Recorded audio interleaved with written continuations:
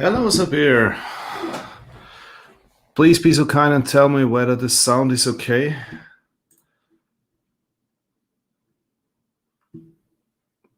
Awesome that you're joining me. You're the first one here. Congratulations. Hello.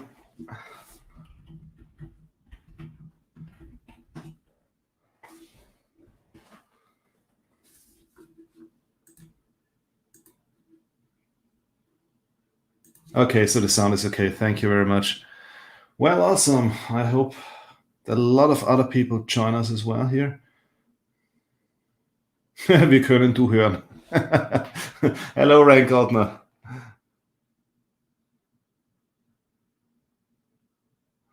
I hope you're all doing well. Hey, Dutchie, come on, join me here on the panel.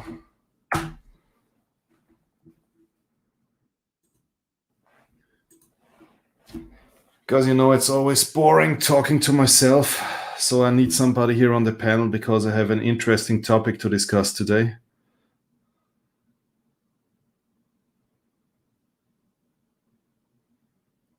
Yeah, of course, did I watch football.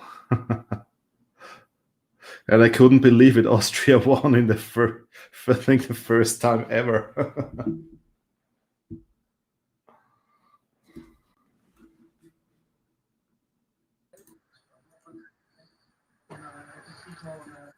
Hello, my Dutch brother. Hey, my Austrian brother. How are you? Yeah, very well, thank you. Did you watch the football? Yeah, of course. Yeah, nice match, yeah? Yeah, I mean, it just took us 31 years to win it. Yeah. To win a European Championship game, so. No, actually, it's cool. 9 o'clock, Holland has to play football, so. Okay. So late, okay. A lot of beers. I felt like I'm sailing the verkoelte Draak after so much beers. Yeah. Alan Maribor. Hi, hello, how are you doing? So. Are we in the same pool, Austria and Holland?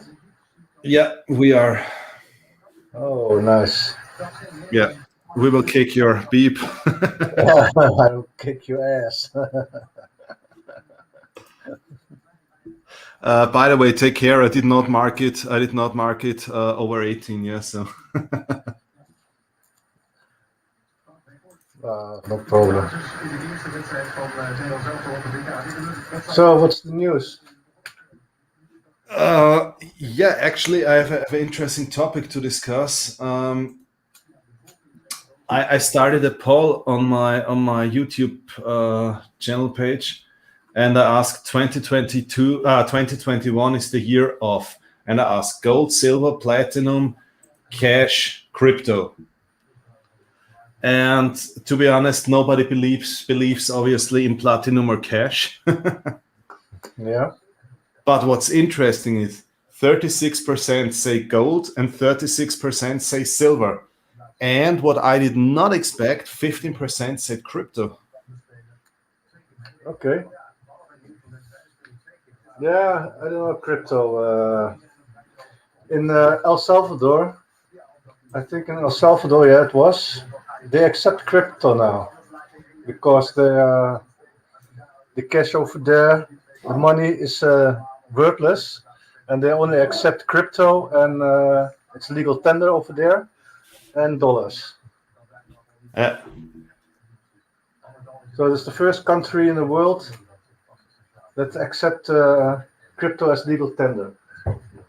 Yeah, sure. And I does not expect that they will be the first one. So, Angry Diver, I say gold, silver, and crypto, baby. Yeah, I say gold and silver, but I don't like crypto at all. But this is my personal opinion. Grüße aus Wien. Ja, Grüße zurück aus Niederösterreich. Wo in Wien? Bist du zu Hause? Victoria Roman Carter, hello. Thank you so much for stopping by. Hello, I hope you're doing very well. Angry, Ellen, hello everybody. Good to see you all. Tachi, Rank Altner just said he needs your address Because Oh, yeah. I sent both of you an email. I don't send out other people's addresses. So even if I have your address, I didn't want to send it. So I put you in copy, and please just reply to him. He wants to send something to you. Send me an email, Rand Goldner. Man, I sent you an email, and he's copied in. All right. You just need to answer. Which email? DutchSilverpirate? DutchSilverpirate, yeah. Okay, I will check it later. All right. Angry Diver is from the Meidlinger ghetto. Meidling with L. They have a funny accent. They pronounce the L. Dutchie, you know that you show part of your screen on the camera? Yeah, I see it. Okay. you know, no goldfish. No goldfish. We should make a kind of best of live streams. Do you remember the guy with the goldfish? Yeah. Oh yeah, I never forget that one. So guys, let's start the discussion. This is what I wanted to discuss today in the EU Stackers live stream. Why? I mean, I understand gold, yeah. I personally I changed my strategy 2021 and I stacked farmer gold and silver, but still a lot of people are stacking silver. So please tell me, why do 36% of the people participating in this poll still believe in silver, and why? How much was it? 15% in crypto. Yeah, 15% say cryptos, 36% say silver, and 36% say gold. So please tell me, why do you still believe in crypto, silver, or gold, and what's the reason for you to stack gold and silver? Yeah, I think crypto, it's a digital coin, and it's out of the system, you know. And that's what people want, something out of the system. And yeah, Bitcoin is now, I think, more than 10 years old, and it still exists. And it has its value. It's now 30,000 euros, I think. So yeah, I don't know. I'm not sure. They're becoming more and more digital currencies, like the digital yuan in China. It's now accepted in the Olympic Games. They accepted digital yuan. Yeah. 200 more places over there. It's accepted. So there gonna be more digital currencies. Yeah, and Bitcoin is one of them, and that's big currency. So of a big coin. Yeah, but I mean, where I see the massive downside of crypto is, for me, crypto is, to be honest, is a massive pyramid scheme. Yeah, people think so, but I don't think so. Yeah. Also, it's easy to get crypto through mining, yielding, scamming people in the dark web than simple. Also, trading with leverage also gives fast profit. Yeah, Angry Diver, this is the problem I have. I don't believe in fast profit. Yeah, I mean, I'm not a kid anymore, and if there is something like fast profit, usually if things sound too good to be true, then usually they are not true. This is my opinion. A lot of people make a lot of profit with cryptos, but you have to stay aware. You know, you can make a lot of profit if you want, but you have to be really careful with it. Yeah. One of the things in El Salvador is also, if you want a residence over there, you take 3 Bitcoins and you get a residence permit over there. Did you know that? No. Yeah. No, I mean, to be honest, I saw a lot of people losing a lot of money with crypto. So, and I mean, yeah. If you to be honest, I'm a very conservative investor. So, And gold and silver. I never made anything wrong with gold and silver. So yeah, it's more safe to have gold and silver. It's a safe haven, they call it. Yeah. And crypto is it's more you have to know when you have to step out and when you have to step in. Exactly. Sell high and buy low. That's the quote. Yeah, I absolutely agree. Yeah, I mean to be honest, yeah, I'm not an expert in this crypto thing and so on. Greetings, you conservative investor. Hello, Numismaniac, brother. Numismaniac, do you want to join us here on the panel? Because it would be great if at least one of us doesn't knows what he's talking about.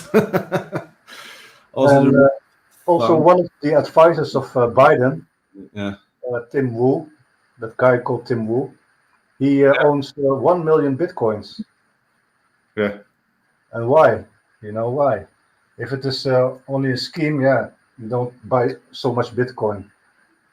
I think they see something important in it. Yeah.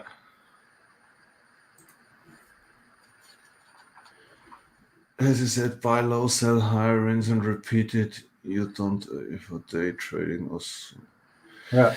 Yeah, I mean, I know. As said, yeah, I know some people who lost a lot of money with crypto, and yeah, I don't know. To be honest, I really don't know. I just decided for myself that look, yeah, if you keep Bitcoin for the long term, it's not the king of Canada. The king of Numismaniac. Hello. Hello. King offers. That's the king. Silver crown.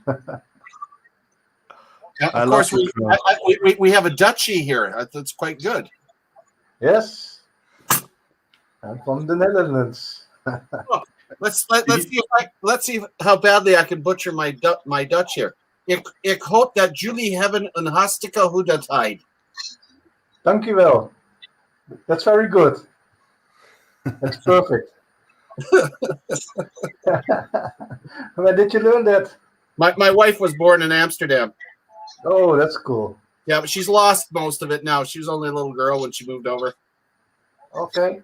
Tell it there's a Netherlands match on. Oh, is there another? No, there's not. Is there?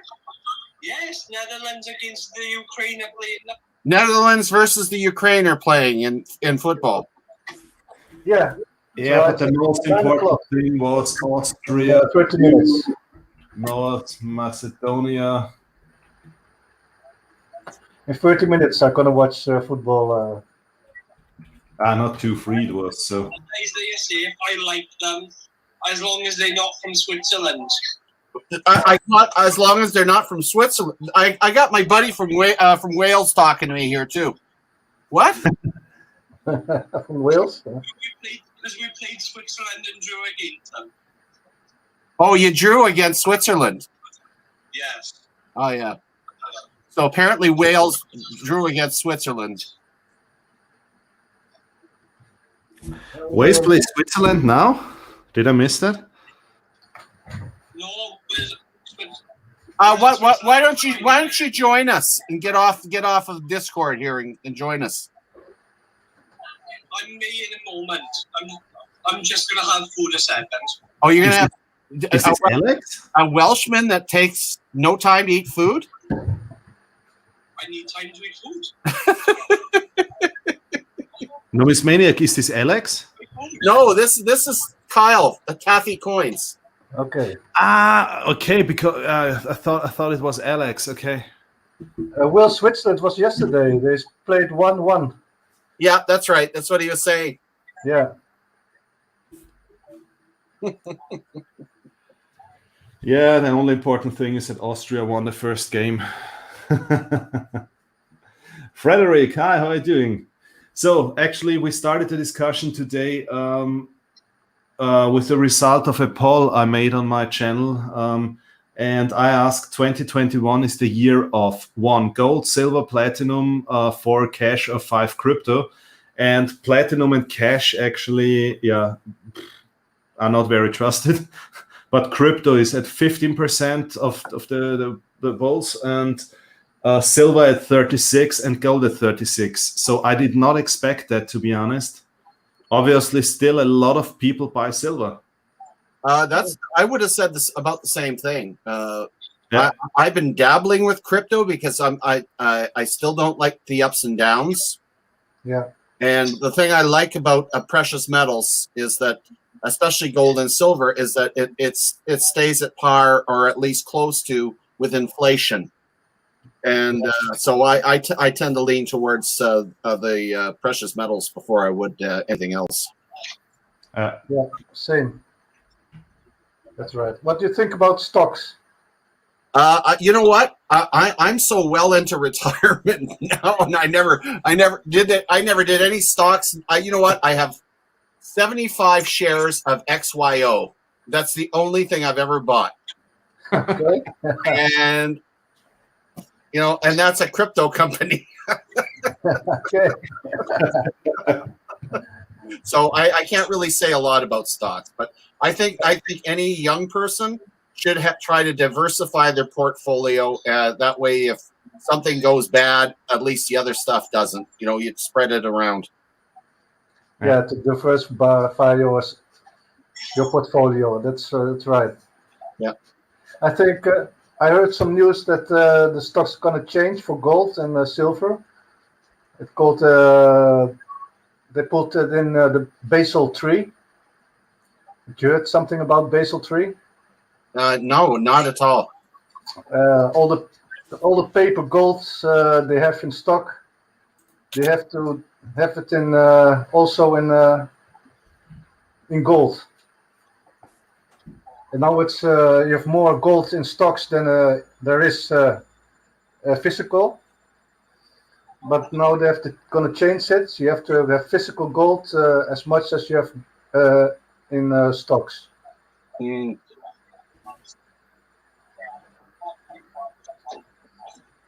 And that's gonna change in what was it, 28th June, I think. Gonna have to keep an eye out, see what happens. Yeah, I'm curious what about to happen with silver, because there's a lot of silver in stocks, but it's not in physical. So I wonder what will happen if they're gonna change that.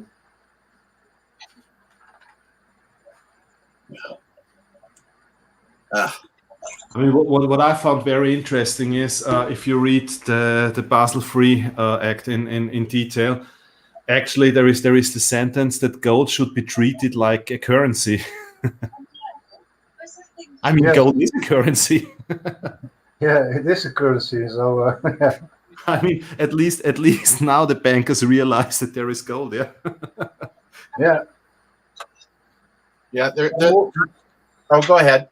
No. Yeah. More and more banks they're buying gold nowadays. So that's really interesting. I just don't know with countries like the United States where they've printed so much money and there's no gold standard. I mean, it's I don't know what they're going to do. Their debt is so high. How can they putting the U.S. aside, because there's no way they could do it, to establish a gold standard again? I'd love to see that, because then money would be at least have some backing. But yeah. How can you do that when you've got trillions and trillions of dollars in debt? I don't know. Yeah, I don't know. They have to earn it back, but I don't know how. We'll never live long enough to see it. No, I don't think so.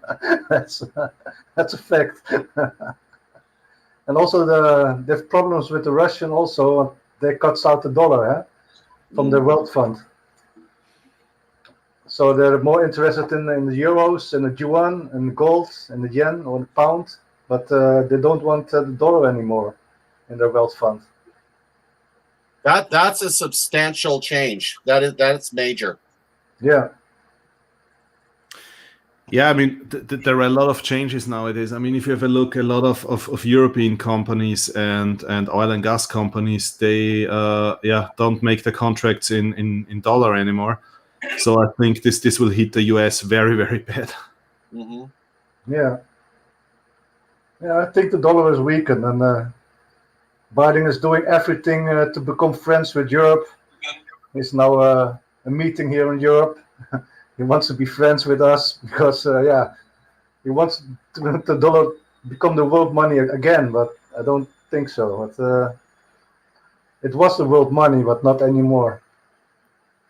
Yeah, I mean, the thing is, okay, the dollar is weak, yeah, but so is the euro. This is the problem we have. Yeah, what's the alternative? A weak euro? Pound is strong. The pound is strong. Yeah. These crazy island guys. Yeah, that's what Ren said. Russia put all their dollar reserve out of the banks. That's right. Yeah. Well, I hope Russia doesn't invest in Chinese silver, but because they'll probably end up with fakes. In pandas, Chinese pandas. They buy Chinese pandas for $50 billion. Chinese market dollars. What is, can you trust Chinese metals anyway? Because they found in one bank that the gold bars were just hollow, or they're just like filled with like cheap metals. That's true. There is a lot of distrust in Chinese precious metals. I mean, there's too many scams going on. Yeah, absolutely.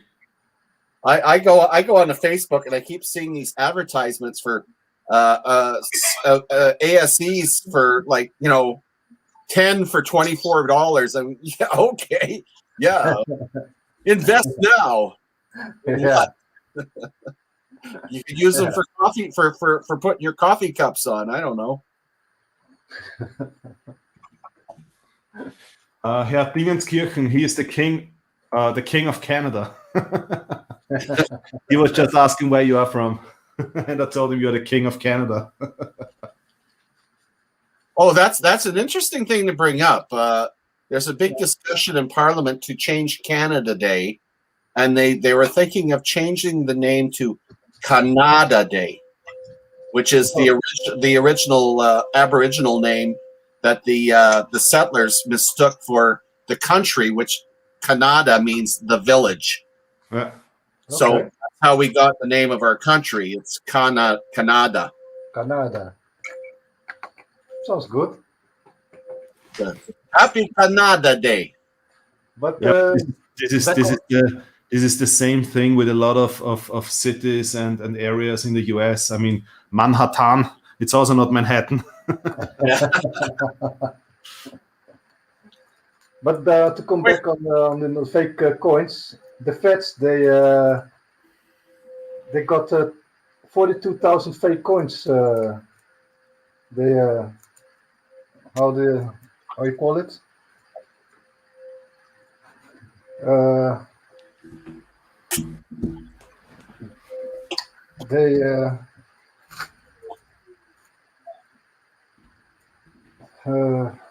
The English is so difficult sometimes for me.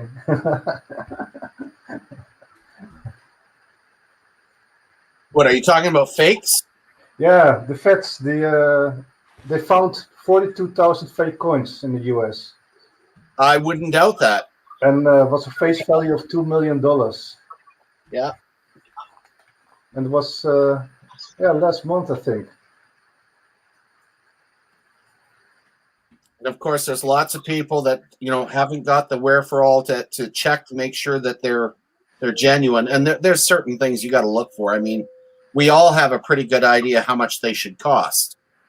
But when you get a new collector or someone that's just fresh into the hobby, they start looking at this stuff, going, "Oh, that's a great deal," and they put it up without asking anybody's opinion.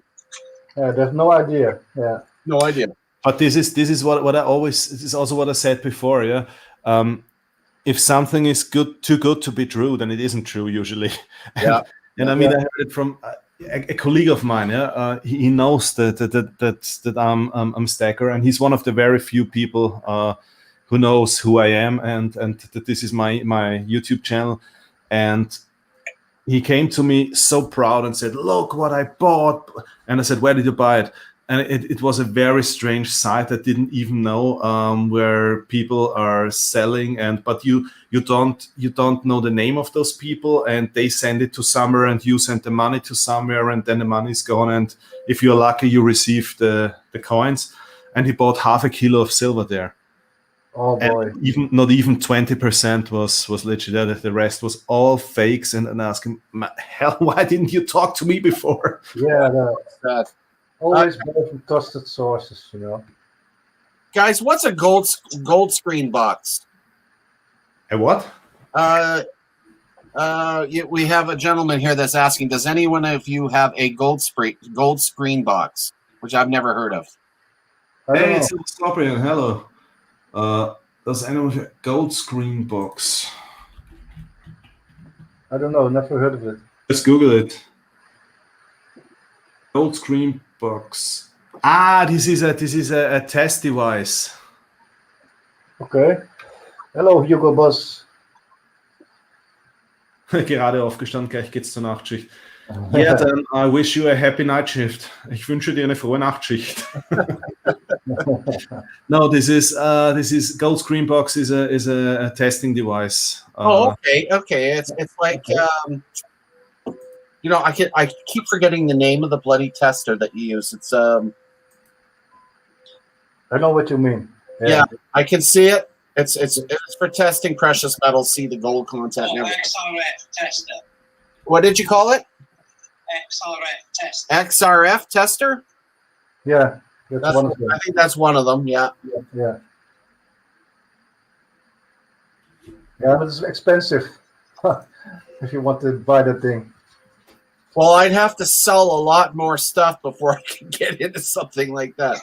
But my yeah, I've seen you can get them over here around $1,700, for a decent one, but that's a lot of money. still a lot of money. I mean, I have my own personal dealer. He's my coin pusher. Okay. And he actually comes to my house with suitcases. Okay. And he sits down and he looks at my collection. He goes, "Oh, that looks terrible. Let's look at some switch." And my albums are starting to look very shiny. I love shiny albums. The nicer the better. Not cleaned out, but I mean, we're talking pristine coins. I love that for an album. And when he comes over, I don't have to worry because he's got all the test equipment and even though I have a lot here, but he brings it all over with him and he sits down, and by the time he finishes, I have an empty pocketbook, but it's great. But you don't clean it, huh? Oh, what? Not unless I find it when I'm metal detecting, and then that's just to brush it off and get the crud off. Yeah, sure, yeah. No, never clean your silver. Oh, yeah, woof. Yeah, and the only coins that I manhandle are my ancients. Oh yeah, Sigma. Alan Maribor said it. Sigma device. That's Sigma. That's it. Yeah, that's it. Yeah. But it's so funny. I mean, I know coin shops that don't have such testing devices because they're so expensive. And then if you have a look at the videos here on YouTube, a lot of stackers have such test devices. Mm-hmm. Yeah, it's crazy. Oh, yeah. They must have a hell of money. Well, actually, a lot of them do. I've watched some of these guys, and they probably got $1 million or more in their stack. I mean, ridiculous amounts. Yeah. I'm happy if I before I pop my clogs, I hope to have about 50,000 friggin' tucked away. But friggin' no. I'm just, these guys have been some of them collecting 40, 50 years. Yeah, and the selling and so, and they make a lot of money with it. Huh? Yeah. Because, guys, I only started collecting in 2017. I collected in 2019. Is that when you started? That's when I started, yeah. Oh, my goodness. So you're a newbie, too. Yeah. Yeah, me too. Wow. We're trying to make up for it now. I was collecting post stamps. but I realized that's not affordable. Yeah, it's not good. I didn't. It's not. How you call it? You never get the money when you what you buy it for. You know. Yeah. Postent was not a good.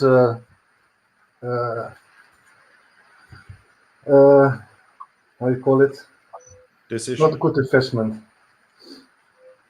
So I was looking for another investment, to preserve my wealth, and then I came to silver, and I was looking on YouTube and looking at some videos, and I got interested in silver, and reading more about silver, and so I became interested in silver, and I got to buy it, and I'm really happy that I did. Yeah. Yeah, that's a good choice. I did very much the same thing, and I keep my silver stack completely separate from my collections. Like, you know, my stack is there for, you know, investment and hard times if I happen to end up with it. But as far as my collecting goes, I don't look at whether I'm going to get anything out of it, because I'm collecting because I enjoy the collecting. I collect the theme. Like, I think you're aware that most of my coins are anchored to military themes. That's cool. So yeah, it's quite a bit different. This is exactly the same with me. I mean, I'm a stacker, yeah. So I think it's 90% stack and 10% collection, and but I mean, what I'm always preaching is don't get emotionally attached to your stack. No, this doesn't work with a collection. I mean, everybody who says I'm not emotionally attached to my collection is simply lying. Yeah. I could easily sell my stack and not think twice. Exactly. About it. But not the collection. No, my collection, I'm like, no. That's, you know, it's got to be like hell has to freeze over before I get rid of it. Yeah, me too. Hey, Silver Soros, thank you so much for stopping by. And then we have here Dimebag and Silver Scorpion and Hugo Boss, Alan Maribor. A lot of great people here. Darren Lowe?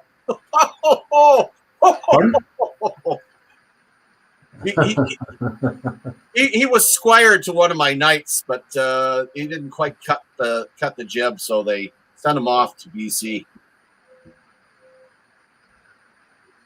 I saw last week. I saw an auction of the Double Eagle from 1933, the golden Double Eagle. Did you see it? Oh, gee! It was sold for $18.8 million. Yeah, I saw that. Yeah, crazy. Yeah, that's certainly out of our reach. Yeah. Wow. Yeah. You only need one coin. That's enough. I would have to ask my wife to borrow me some money. Sell your wife. What's that? I said, don't worry about asking his wife to borrow some money. Sell his wife. Sell his wife. Yeah. Well, I hear Mrs. Gates going to be available soon. Yeah.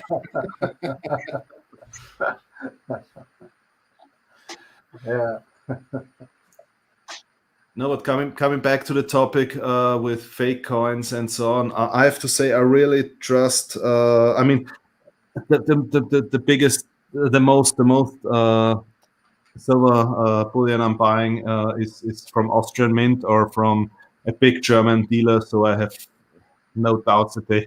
Yeah, you know your source. Yeah. And the second thing is the most things I buy from a local coin shop. I mean, it's not as the coin shops in the US, but it's kind of coin shop. And the most things I buy there is, I mean, I really trust this guy. And it happened to me. I bought from this guy about 190 Maria Theresa thalers. And the last time when I bought 10 Maria Theresa thalers, one was a fake. And I went back and I showed it to him, and he immediately took it back and gave me another one and apologized. And he said, look, I will send it for testing. If you say, I mean, you're buying so much, if you say that this is not genuine coin, and he just took it back without any discussion, nothing. So Yeah. That's why you always buy from trusted sources. It's Absolutely.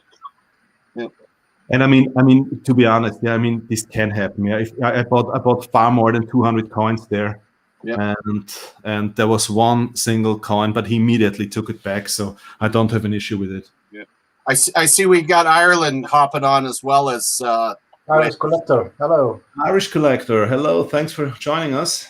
Silver Scorpion. Taffy is also here, not just on your phone, but also here. Yeah, I see that. He likes doing that. Oh, dear Lord.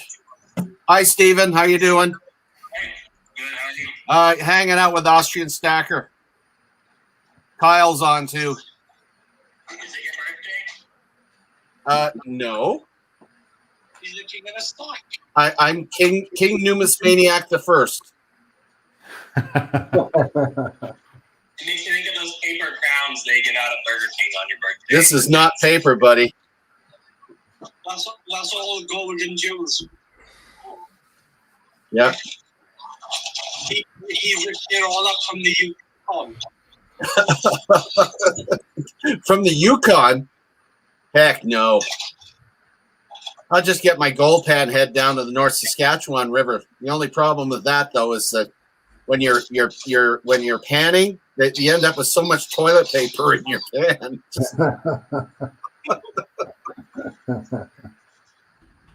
You have to get down towards the mountains to get the nice clean stuff. But how is it in the US? Is it still hard to buy silver, or What's that about the US? is it still hard to buy silver? You know what? I'm hearing that it is difficult for a lot. Stephen, you're down in Oklahoma, right? Is it hard to buy silver down there? You don't see it super often because people are still buying it up a lot. Like my coin shop always had tons of ASCs, and then when everybody went crazy over silver, they've been out. And they'll get them every once in a blue moon. They'll have some, and when I go in the next week, they're all gone. Yeah, we had the craze here in Edmonton as well. I mean, I went to my local coin shop, and the couple in front of me, they bought out his entire 2 monster boxes full of maple leaves. Oh wow! Wow. In front of me, right? So I'm waiting for them to finish. He pulled out cash and paid for them. I'm like, oh, it must be nice. Wow. You know, I buy 1 or 2 at a time. Yeah, me too. But don't you have a anti-money laundering law? I mean, in Austria, if you pay more than, I think it's 10,000 euros, you need to declare where the money is coming from and so on. Do you know they did sign a document when they were at the Okay. thing, so something went on. All I know is I was kind of glad that they did get in front of me, because I deal so much with Jack. He's the owner of he's been 30 years in the same spot. And he looks at me and says, "What do you want?" He says, "The first few coins are on me." So what? He says, "Yeah, I made so much money on that last deal." "Yeah, you're a regular. You can pick out a couple of your own." I said, "Frick, this is awesome. Should do this more often." That's cool. You should have asked him for a Monday set in that case. Oh, I wish you could see the Monday set that he had. He had a box. He's had it for 20 years. He's got every Monday set going back to Charles II. We're talking gotta be countless thousands of dollars worth of stuff, and he can't sell it here. So he wants to know if there's any Europeans that are interested in buying these Monday coins. Okay. They're beautiful coins, but I mean, I can't afford $11,000 for 4 coins.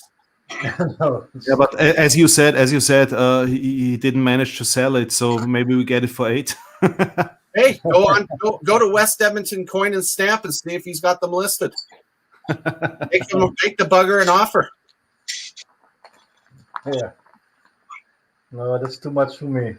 Yeah, When I've been to one of my favorite PM dealers in Vienna last time, there was a guy in front of me, a very, very nice elderly man, and he started talking to me, very friendly man, and he knew a lot about gold coins and so on. And then he asked me, "What are you doing here? Do you want to buy or do you want to sell?" I said, "No, I want to buy." I said, "Oh, I need to sell because for some private reasons I need some money." Yeah, and then he sold 63 1-ounce gold coins. So, wow. Oh. And then I was really shocked. There was a question by the lady behind the counter. She said, "Shall we transfer the money as usual?" And then I thought, what do you mean as usual? I mean, how often does this guy sell this amount of gold? I mean, Yeah, how much gold has he, man? Whoa. I wish I had 63 1-ounce gold coins to sell, period, let alone as a usual thing. Well, you're the crazy one, Stephen, trying to collect gold coins. Yeah, but I'm not going for 1-ounce ones. I'm going for the dollar coins. I didn't know BC had rats. Darren, you got rats in BC, Darren. That's why I'm not moving to BC, Darren. I'm staying in Alberta. We're rat free. The only rat we have is our premier.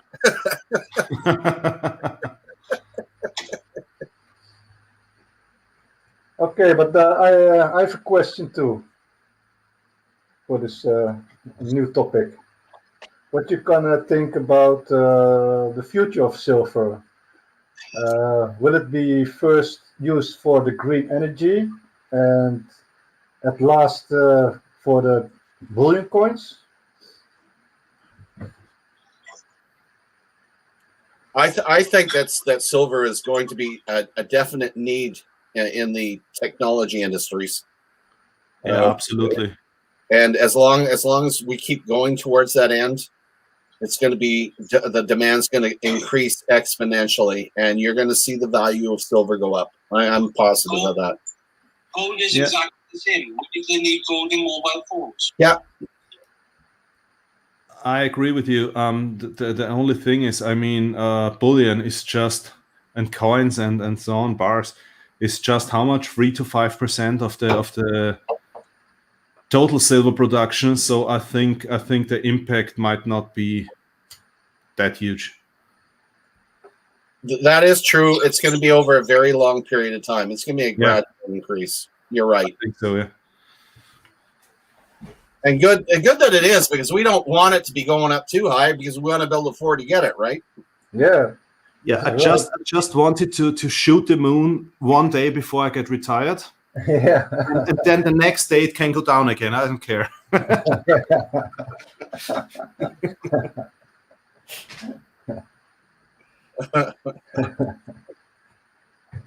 Oh my goodness. Wow, do I ever feel fried? That's my first full day out in the sun doing yard work. Oh man. Nice. Hot for that here. Oh boy. It was nice. It was about 20 degrees when I went out. When I finished up, it was over 28. And for us Canadians, you know, we hit 60, or well, what is, 20 degrees Celsius. I like 15. But this It's 26 degrees here and I'm melting. it's too hot. Sorry. I made the mistake of going down to Las Vegas a couple of years back in June, and we just go. It's it was a 3-day drive for me. We drove down, and by the time we got there, it was 114 Fahrenheit. It was like freaking, what is that? 40 some odd degrees Celsius. Yeah, that's hot. It was ridiculous. I mean, it's where you walk outside and the sunscreen melts off your face, or you hop into the hot tub and it feels cold. Yeah. Oh wow. Yeah, this is crazy. I mean, for business, I had to travel to the Emirates frequently, and sometimes at the same time when in India the monsoon season starts, you have a temperature of about 50 degrees Celsius, which is I think 120 Fahrenheit, and more than 80% humidity. Oh, that would be that would be Whoa. impossible. Oh, I needed between 12 and 14 liters of water every day. Otherwise, you don't survive there. Wow. Yeah. It's crazy, yeah, and wow. that's too much. And you can really see that the air conditions in front of the hotel rooms, yeah. It's like a fountain, yeah. They're blowing the water out. It's crazy. So wow.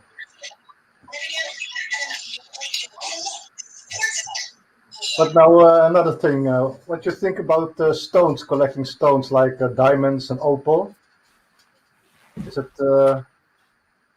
I've not personally. I haven't gone that route, but I know a lot of people have. They are so cheap to buy. It's unbelievable. People hold diamond to this standard. How many millions of diamonds have been mined over the years? They've been mining diamonds for centuries. It's nothing new. It's just a gemstone in your finger. Diamonds are too expensive. Just buy a different one. Well, precious metals, it's different because you don't have many alternatives which are valuable anyway, and they've been held more to a standard than jewels have. Yeah. No, I can't say because I think they're pretty. Yeah. You know, What you got there, Austrian? This is an amethyst. that is pretty. Worth anything? Close to the place where we are living, there is a place where they are mining amethysts, and I found it there. What's it worth? I don't know. I have no idea.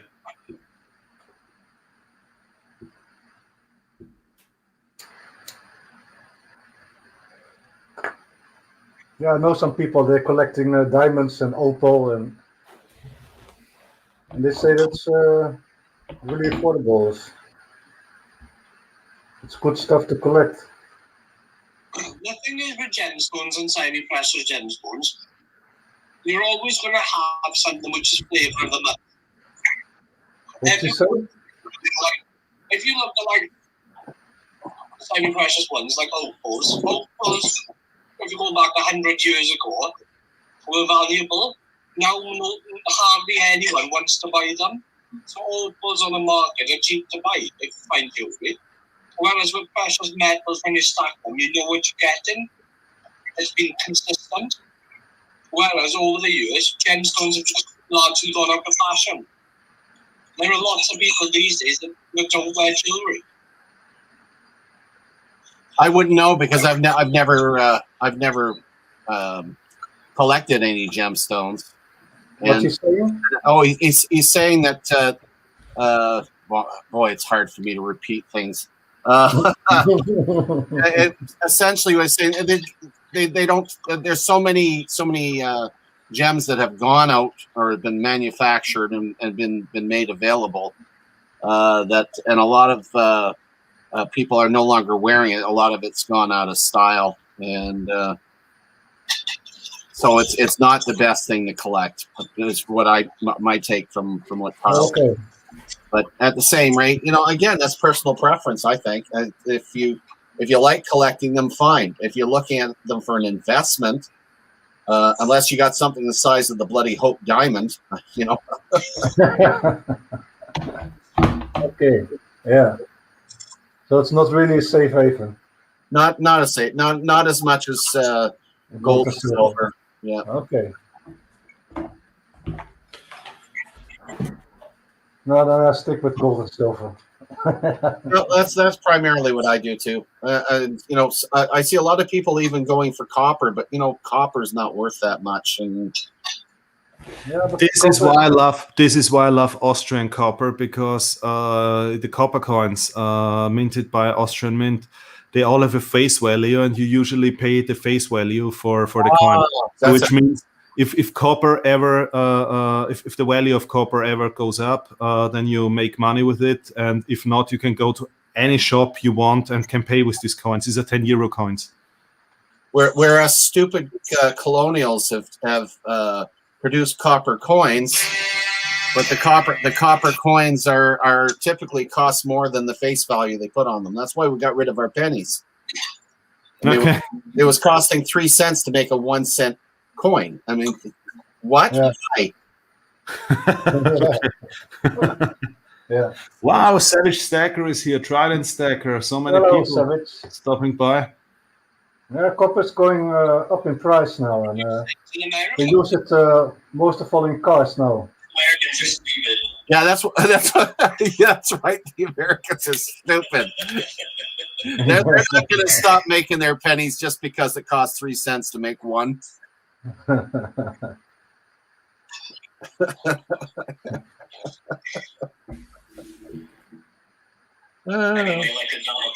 Yeah, Rand, you can buy copper coins from me all the time. I mean, I'm living close to Austrian Mint, so it just takes me 20 minutes to go there.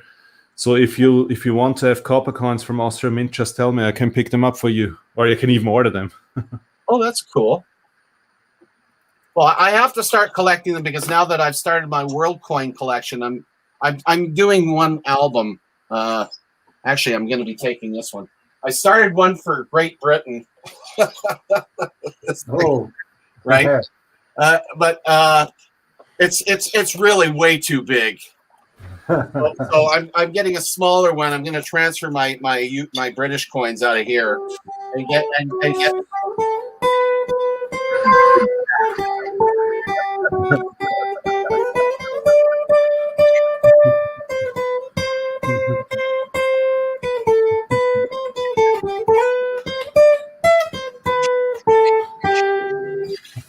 Sorry, I had to do that. Let's take the queen. Good grief. Anyway, what I was saying is I'm getting a smaller one, and I'm putting my Great Britain coins in that, and I'm going to make this my world coin one, which is going to weigh a lot because I'm doing one sheet for each country. What do we got? 186 countries. I'm off the top of my head, quite a few. So I'm going to have a lot of sheets in here, and I'm going to make one sheet for each country. Okay. So that's going to be my little project that I'm going to be doing. Nice. One Austrian stacker there, if you please him again, he's going to bring up the Welsh separatist in me. What was that? Kyle says if you play God Save the Queen one more time, it's going to bring out the Welsh separatist in him. He's a Republican. This is the only anthem I can play on the guitar. I have no idea why, but I could be a Republican. Yeah, look at that. Even better. You guys know it comes with a COVID mask, right? Yeah. Awesome. the Orange Man. Orange Man. My goodness. The chapeau back on. Yeah. I don't know what So I need to change. I need to change the banner to no politics, no drama, no alternative facts, no nonsense. So.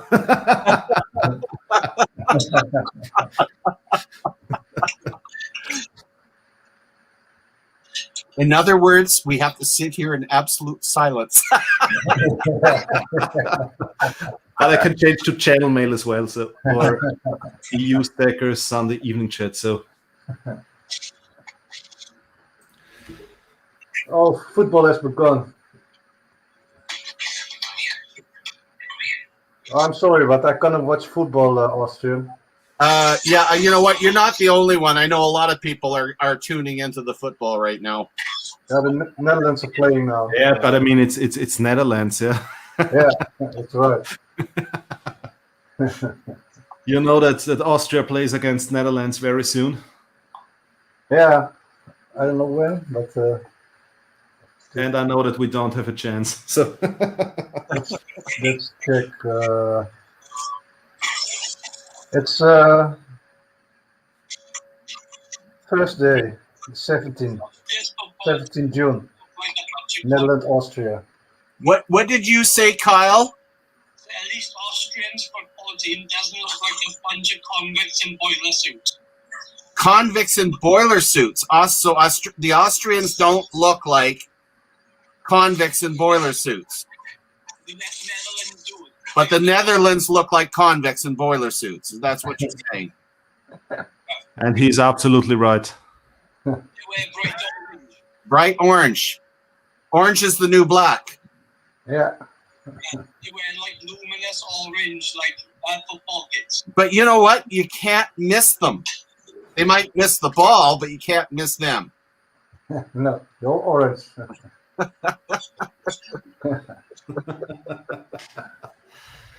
Yeah.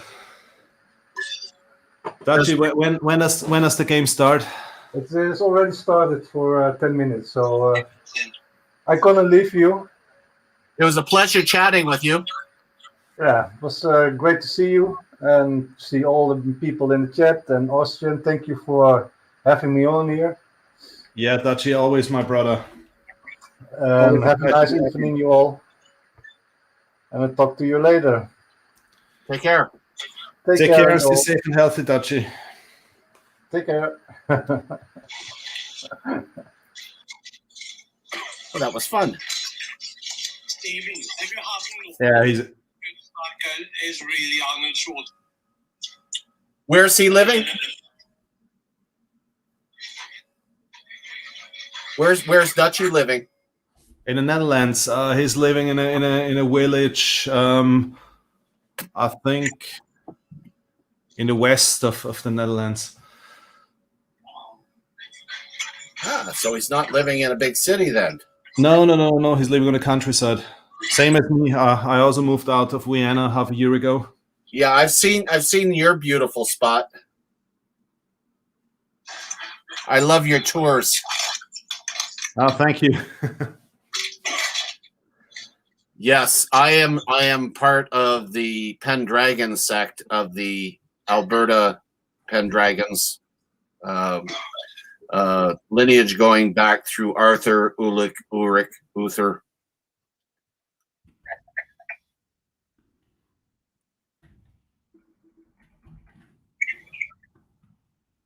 Actually, it doesn't matter whether it's east or west of the Netherlands. I mean, it will be under the sea anyway soon. So.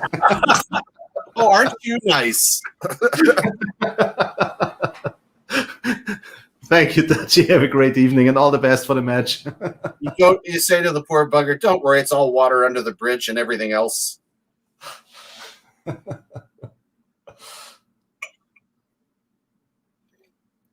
Gosh, it's funny.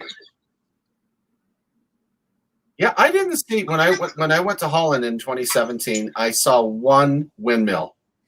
One. I saw a lot of those bloody huge ones, the new ones they've got for power. The windmills, like you know what I'm talking about. They're everywhere in Europe. But and when I got into Amsterdam, it just looked okay. You know, it doesn't look like it's going to flood any, even though it had way too many bicycles. Yeah, but they built massive protection, how to call it, dams and so on to keep the land dry. It's getting more and more expensive and difficult for them to keep the water out of the land. Yeah, I've seen like I've seen inland. I've never seen the coastal where they have the dams. Yeah. So very, very nice country though. Beautiful. Yeah, absolutely. But I think, as you said, I think they just built the windmills for the tourists. I really, it's just as soon as you leave the tourist areas, there is no single windmill in the whole country. Nowhere. I saw one. Okay.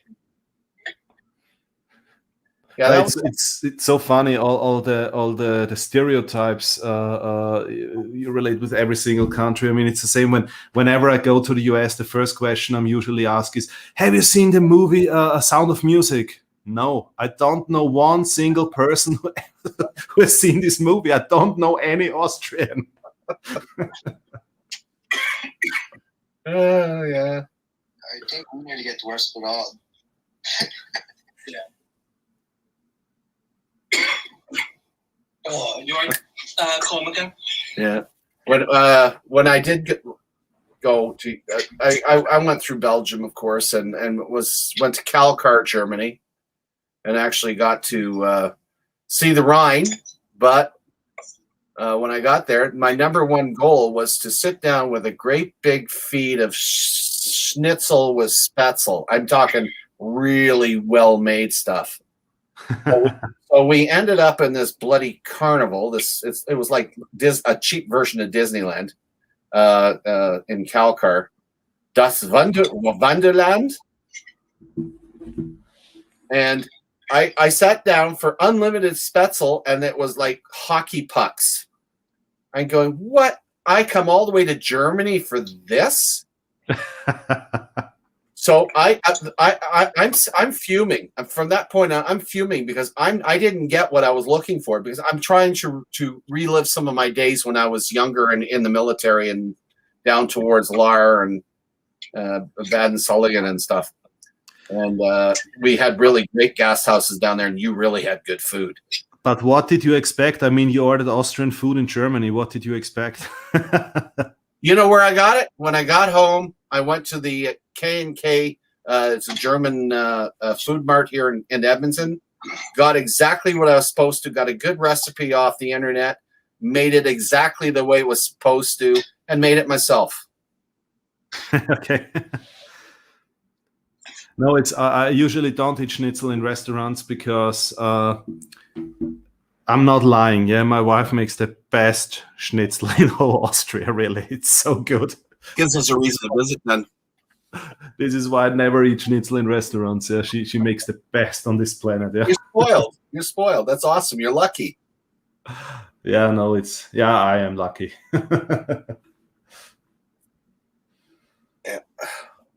My wife isn't keen on cooking. She's a very good baker, and so she's made some tremendous treats for me over the years. But poor old Numismaniac here. I'm the chef because my mother was a chef de cuisine. She was. Oh wow! Absolutely fantastic. Awards through the yin yang, just tons. And I was raised cooking in the kitchen with my mother. Okay. So when I got married, of course, I did all the cooking when I was home. Of course, I was in the military at first, so I was away a lot. But when I was home, I did all the cooking. And it got to the point when I did retire from the service, my son, Andrew, who at the time was probably around 10, caught his mother in the kitchen cooking. And he panicked because he'd never seen his mom cook it before. and he gave her heck. He says, "What are you doing? Cooking's man's work." And my wife looks at me and goes, "See, I've taught him well." That's awesome. Yeah. We had a very funny story in the army when I did my basic military training. Actually, we had a very good cook. He works in a very nice hotel in the historic city center in Vienna, and whenever we let's say, I mean, you know, we're all 18-19-year-old boys, yeah, so we did a lot of stupid things, and yeah. Whenever we did stupid things, they sent the cook to the garage for 1 week, and one of the mechanics had to prepare the food.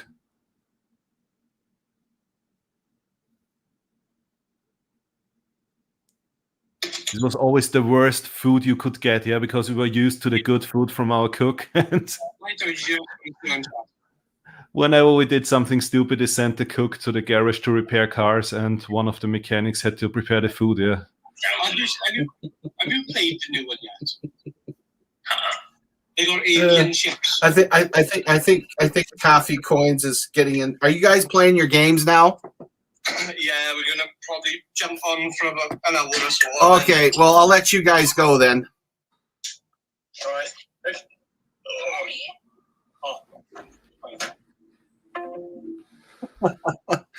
They play online games, and my computer is so old it can't handle it. Okay. I don't want to play those. I play cards or euchre, crib, or one of those. I play YouTube.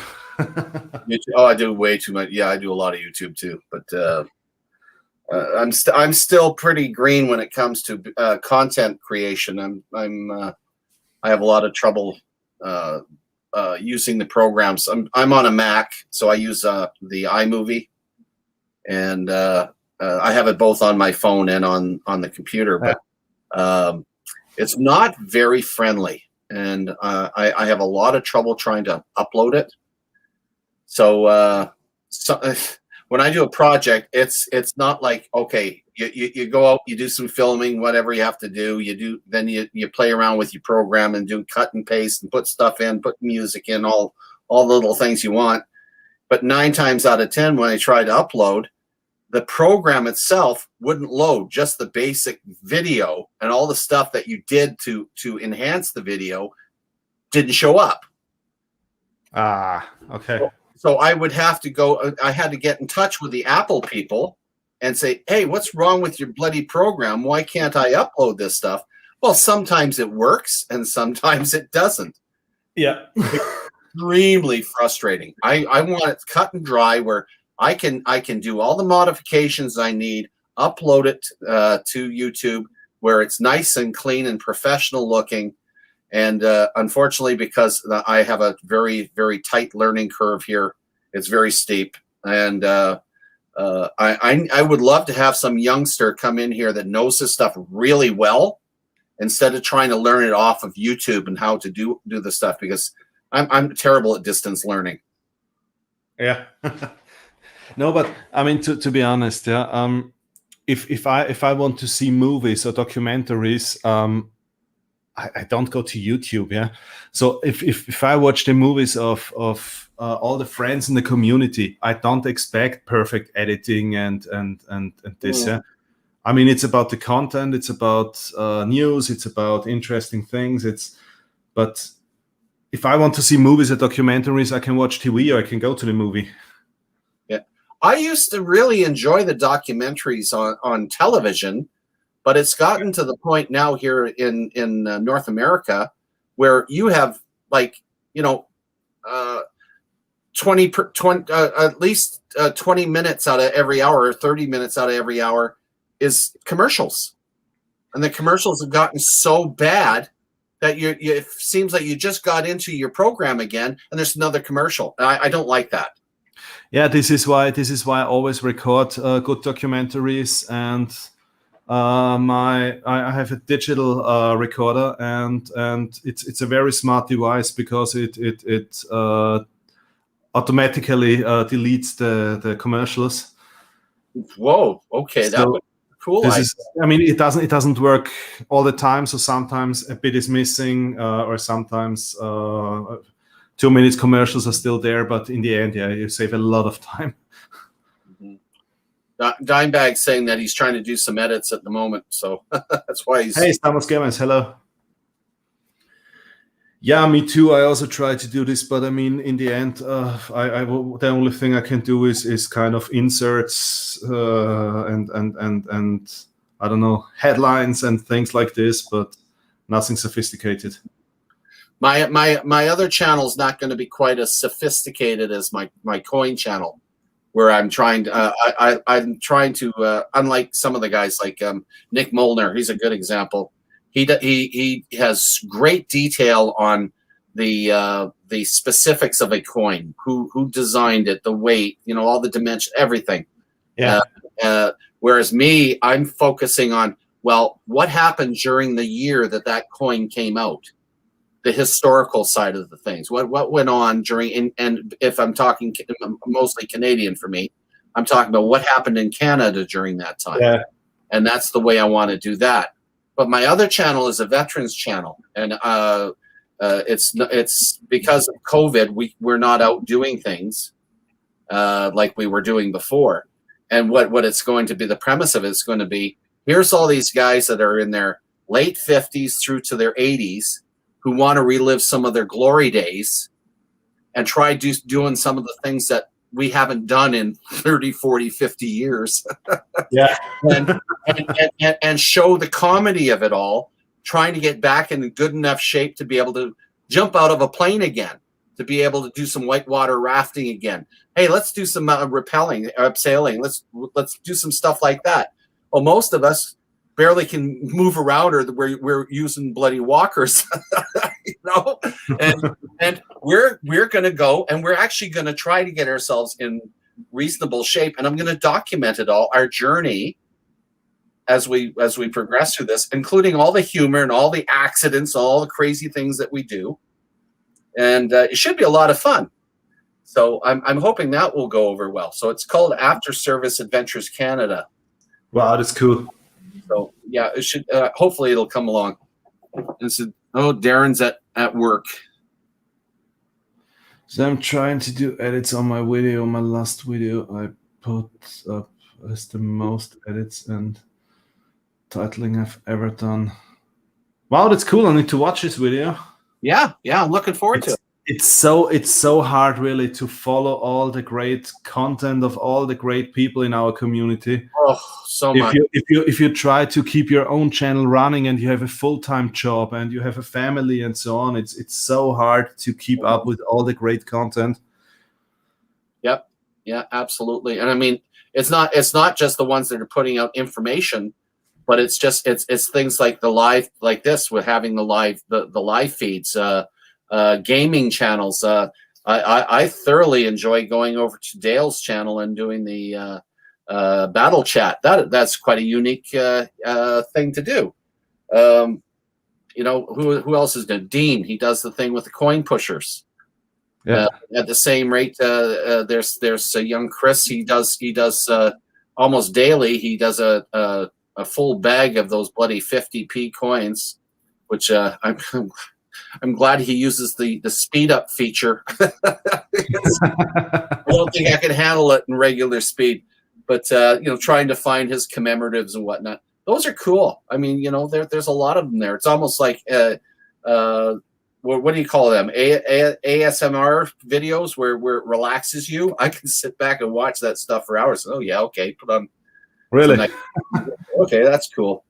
The ones that I'm having difficulty with now, because I've seen them so often, is the U.S. coin roll hunting.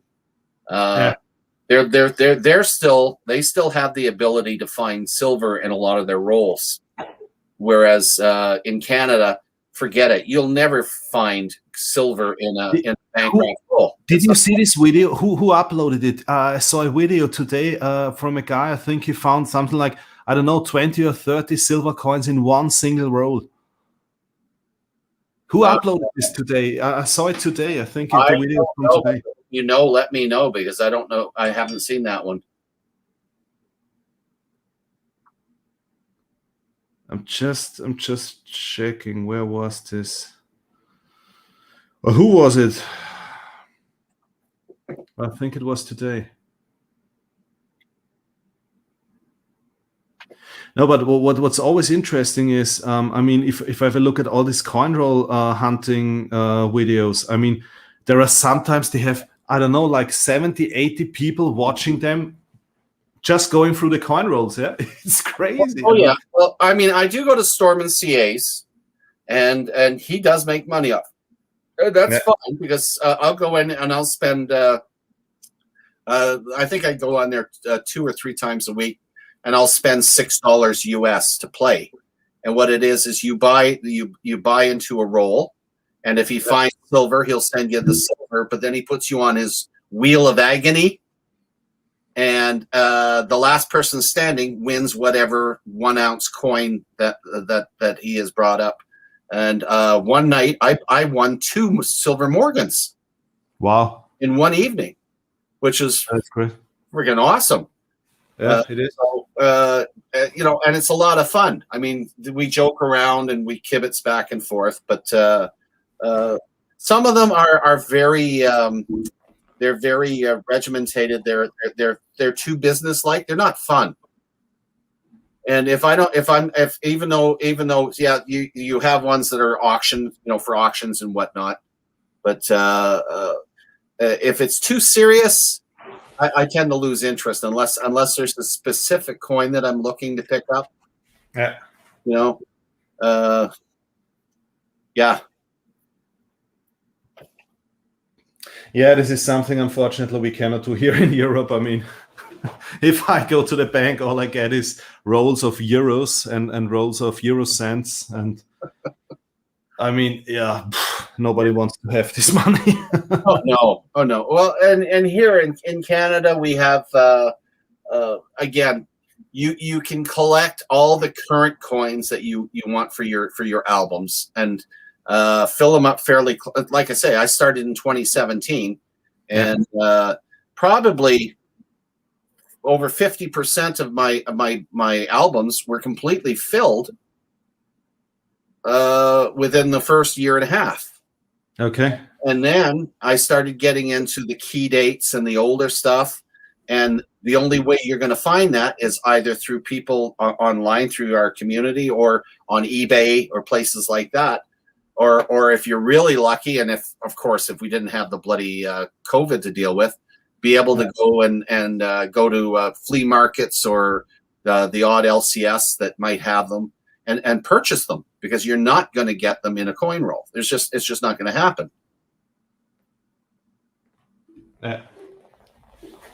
You know, I'll tell you the only time that I've ever gotten a coin that was valuable in a grab bag was actually quite recently. I got a $100 grab bag. I picked it up, and I wasn't impressed with most of the stuff that came in it until I come across. I'm going, oh, a 0.999 silver golf tee. Oh, that's worth a few dollars. Okay, that makes up a little bit of it.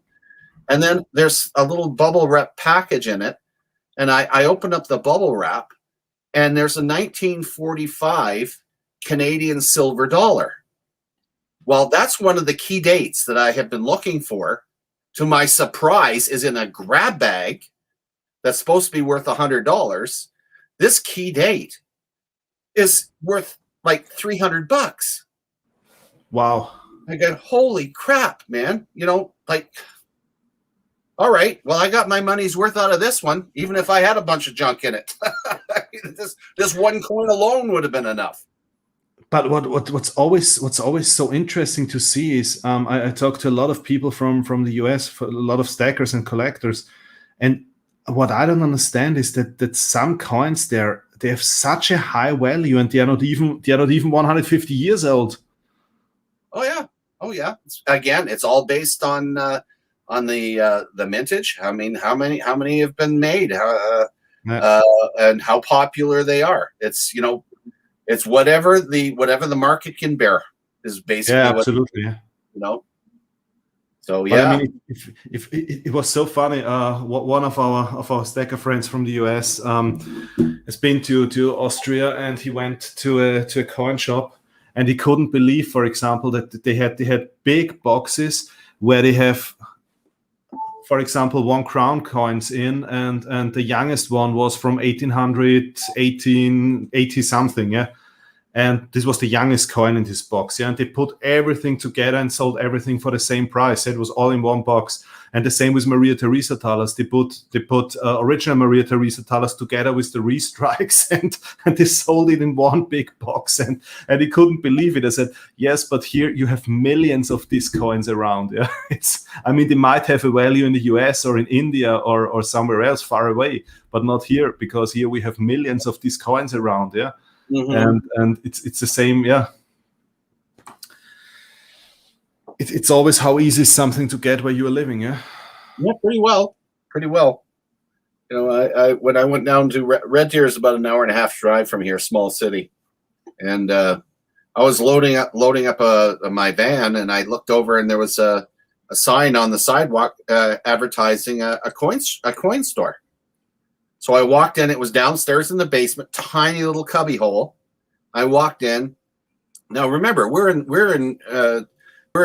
Western Canada, fairly north, quite a ways from the U.S. border. And I look in the case, and the first thing that jumps out at me is a bloody Carson City Morgan dollar. Well, what the heck is that Carson City Morgan dollar doing in a case sitting up here in Red Deer, Alberta? So I instantly went over to it. I almost went through the glass, and I bought the thing off him. He charged me $140 Canadian for it. Okay. And now that $140 Canadian investment is worth, a couple $100 US. Wow. Like, okay. So it's now part of my collection. But it depends on where you're at as to the value. Well, and of course the US, they really like certain coins. Yeah. Yeah, this is the problem. I mean, I love US constitutional silver, and I always try to make trades wherever possible, because if you buy it here, it's horribly expensive. Mm-hmm. But the problem is, if you want to sell it, it's a lot of people don't even know it. Yeah. Mm-hmm. So if you want to sell it, you just get silver price for it, and that's why you have to sell it online. Absolutely. Yeah, absolutely. I have a buddy down in Jacksonville. He was actually we could have been brothers or cloned. It's surprising. We both served he served in the American Force. I served Canadian. He was in scouting. I was in scouting. He plays crib. I play crib. We're into coins, so back and forth. But I'm trying to build my U.S. collection. He's trying to build his Canadian collection. Well, we found a symbiotic relationship where we're shipping stuff back and forth to each other, and basically saying, well, what do you need?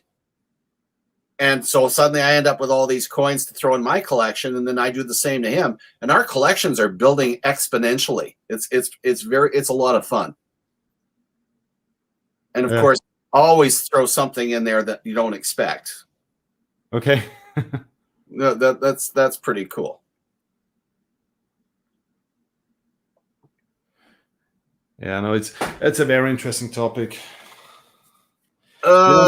My first Galwin was a Canadian goose from the 60s or 70s.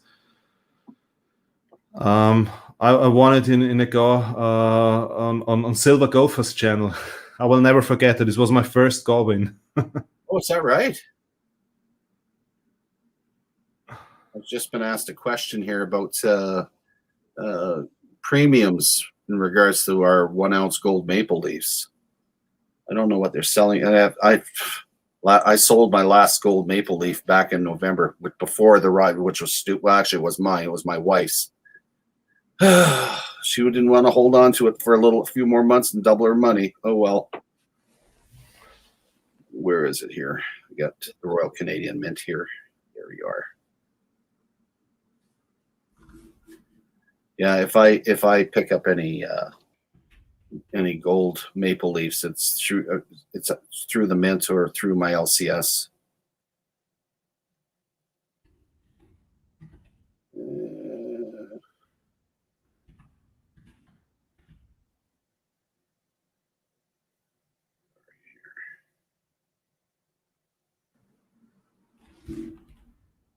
Don't know what they're going for now.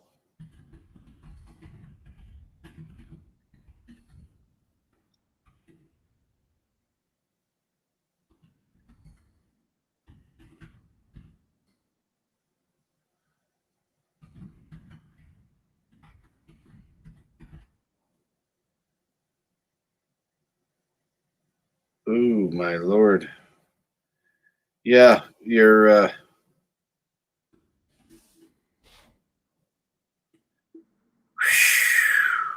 wow. Well, you definitely don't want to buy any 1 ounce gold coins from the Royal Canadian Mint unless you want to pay a premium that'll knock your socks off. Really? I'm looking at a 1 ounce gold coin with a W mint mark, which means it was done in Winnipeg for 2021. There's only 500 that were made. Again, low mintage, so they can do it.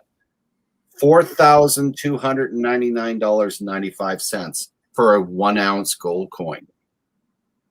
Now, that is completely crazy. Then you look at they have a 2 ounce one for $7,299.95 for a 2-ounce coin. Completely crazy. So let's forget the mint.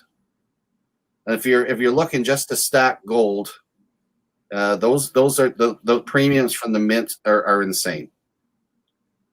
And we'll go to West Edmonton Coin and Stamp, my buddy.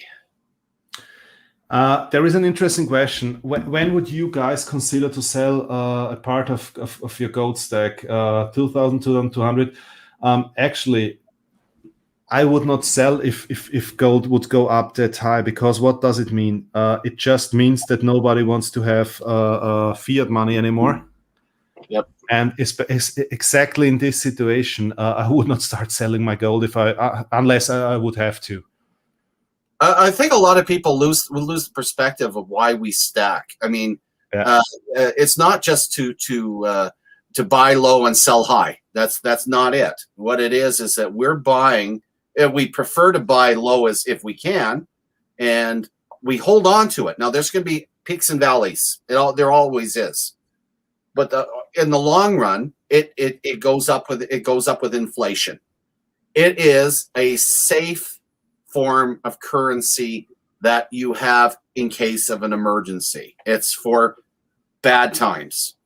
It's for if the fiat currency craps out completely, we have precious metals we can fall on. That's real money. And that's why we stack. I mean, what was actually very smart is I talked a lot about, I mean, my grandmother, she had her whole life, she had a small shop, and she always believed in gold as gold and silver as crisis currencies. And I mean, I got my first gold coin from her. Mm-hmm. And I had a lot of discussions with her because she also survived the Second World War, and she told me some very interesting stories, and I did a lot of research on that topic. There were in the best part of Vienna, the most expensive part of Vienna, where you can own a flat or a house or something, is called the Ring. It's a ring road across around the historic city center. Mm-hmm. This is the most expensive part of Vienna. And she said really huge buildings there were sold for 10 ounces of gold after the Second World War. Wow. For 10 ounces of gold, you could buy huge buildings in the first district of Vienna, the best place. And mm-hmm. some people got really rich because simply they had gold, yeah? Yep. And now, I mean, the land there is worth millions of euros, yeah?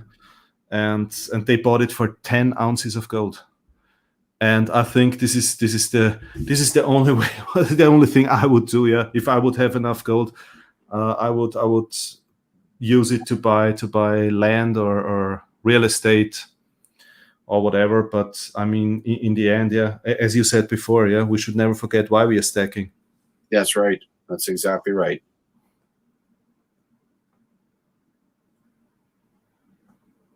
Okay.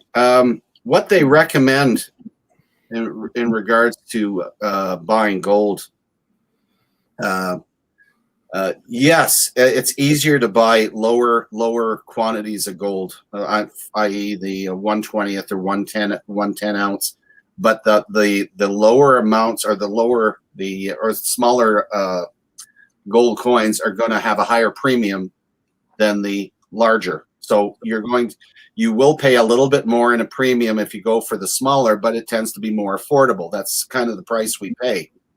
For instance, you can get a 1/20th ounce, it's random year, a gold maple leaf for 188.54 Canadian. All right. So, but I can guarantee you that if you're going to go for a full ounce, you're going to be paying a less of a premium, but it's still pretty expensive. I mean, it's still up there, but it's worth having. Yeah, and the thing is, I mean, I'm always thinking about how much money do I need in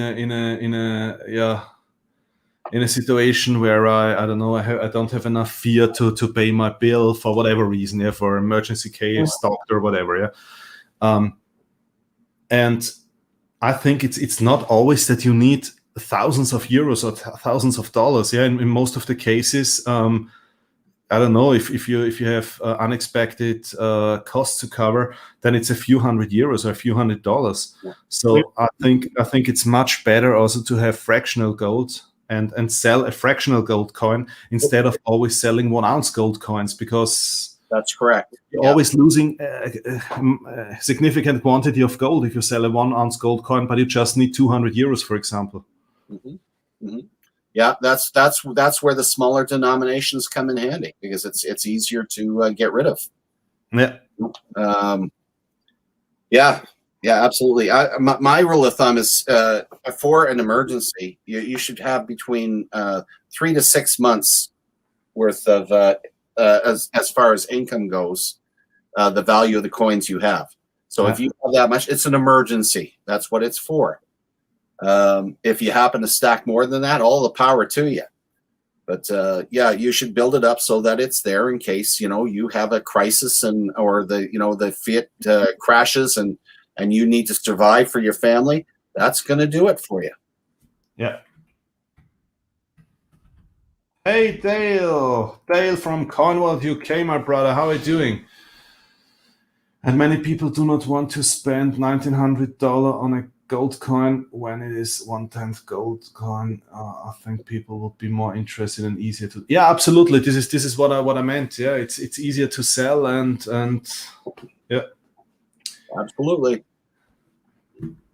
Dale, how are you doing, brother? Congratulations on your win over Croatia.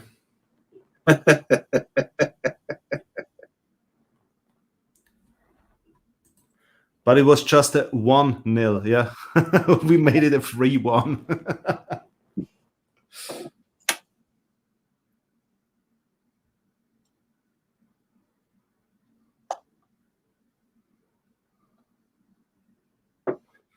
Posting other packages tomorrow. Yeah, that's awesome. Thank you so much. Dale, will you stay longer? Do you want to join us on a panel here?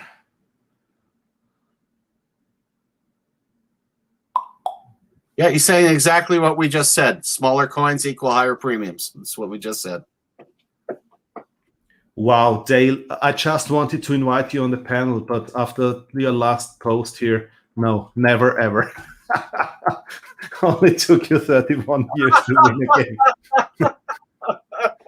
Thank you so much. That's a little salt in the wound, isn't it?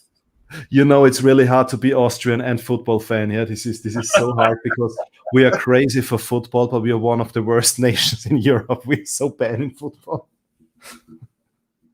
Yeah, Dutchie was on, Dale. He was actually up here watching, and yeah, Dutchie was here. Yeah, had to run and watch his football.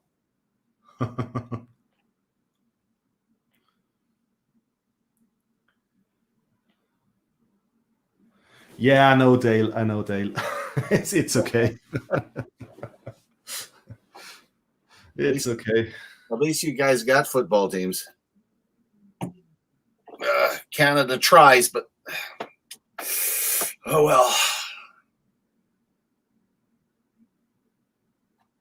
I think we eat too much.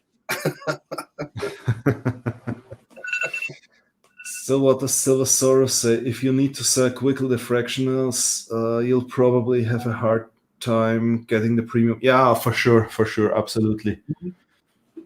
But I'm not stacking for the. I don't buy today and sell tomorrow. So I'm stacking long term, and this is why I don't care about premiums too much, to be honest. I'm same way. Because if the scenario happens, we all hope that it will never happen. Yeah, if our currencies crash, and then we will not talk about premiums anymore. We will be happy about every single gram of gold and silver we have in our stack. Can you end up with a hyperinflation like we've seen in Africa and some of the nations running around $1 trillion notes?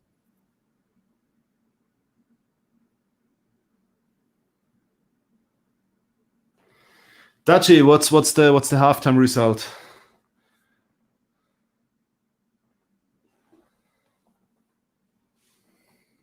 Crown's weighing heavy on me. Wow, look at Dale. Dale is just telling me coming up next time. He has to watch the Euro. Look at that. Mr. Livestream himself is telling me he wants to watch the football game instead of being online.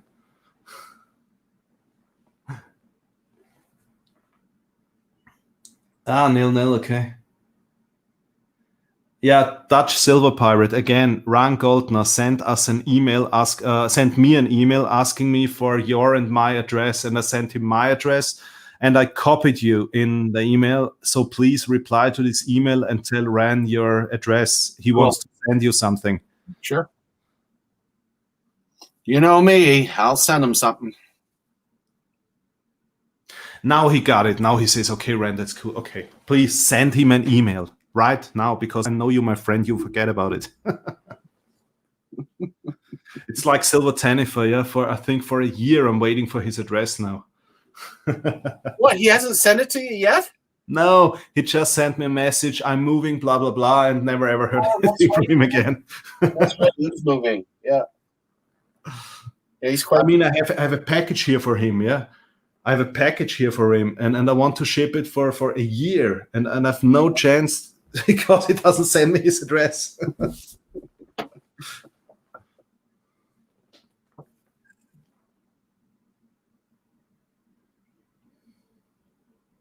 Where to hide gold?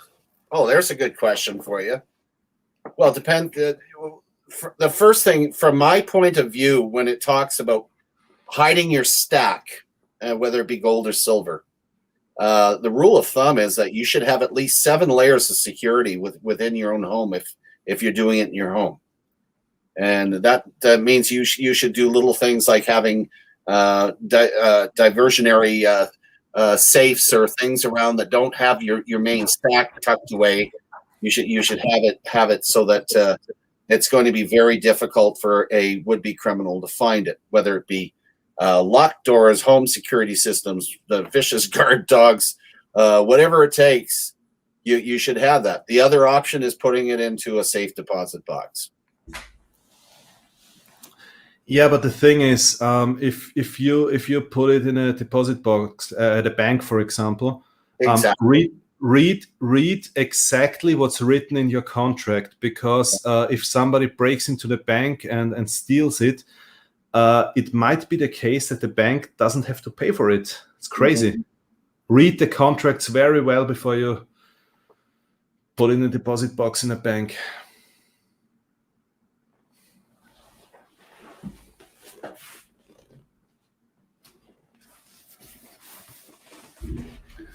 There's actually a lot online if you want to learn more about how to secure your stack. You can actually check some videos out.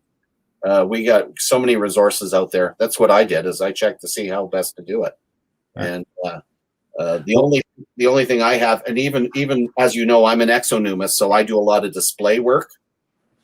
And things like barred windows and alarm systems and locked doors and metal doors. Even for the stuff that's out on display. Oh, and the cabinets are all locked as well. You can only do so much. Oh, and insurance. If your country allows you to have insurance, like the United States has a separate insurance you can get for your treasures in your house, you can do that. Same here. In Canada, we have a limit, unfortunately. I believe it's at $10,000. So I have that insurance. And it's very difficult. You have to record everything, take pictures, and have your spreadsheets and everything given to the insurance company so they know what you have. And since mine's way beyond that, at least I'll have at least $10,000 covered. Whereas and Austria, it's 25,000 euros. It's the maximum, but you have to pay. It's not automatically included in your home insurance. You have to pay for it, and it's maximum 25,000, and you need to have a safe. Yeah. Oh yeah, Lightning's my guard dog. Yeah, my alarm dog, I should call it. He's probably the best deterrent I have because he chases more people. Yet he's the gentlest thing on earth. He's scary.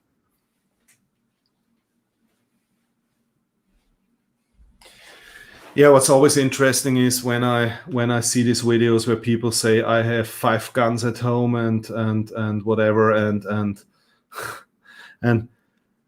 60,000 rounds of ammunition and I don't know what, yeah, and this is all to protect my stack. I mean, if you're in bed sleeping at night, yeah, I hope you might wake up early enough and be quick enough.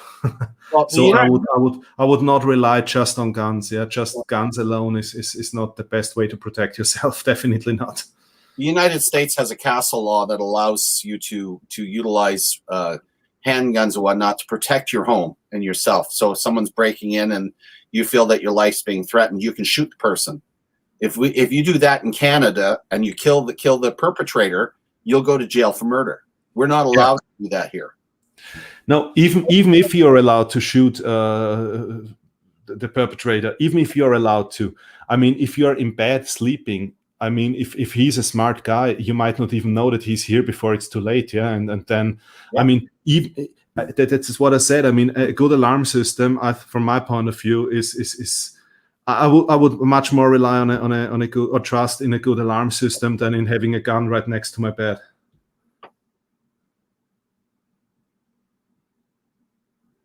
My wife would cast a spell on the person and they wouldn't be able to get in the house.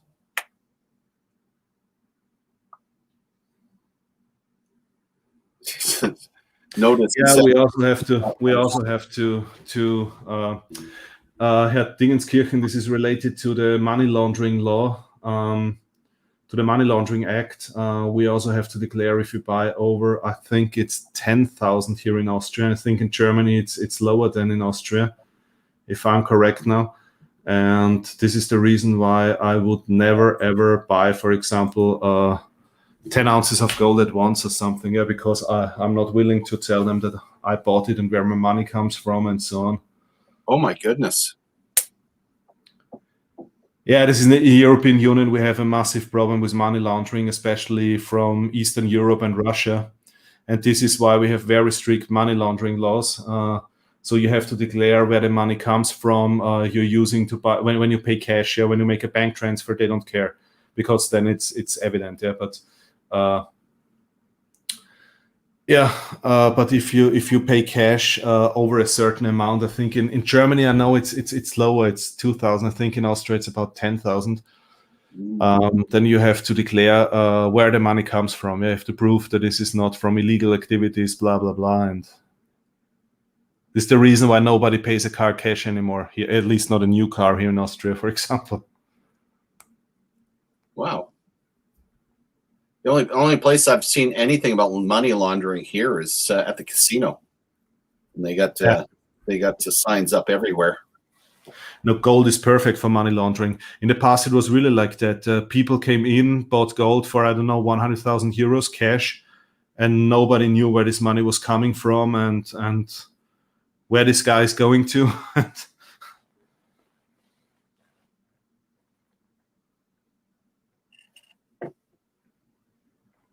Yeah, now we have Basel free.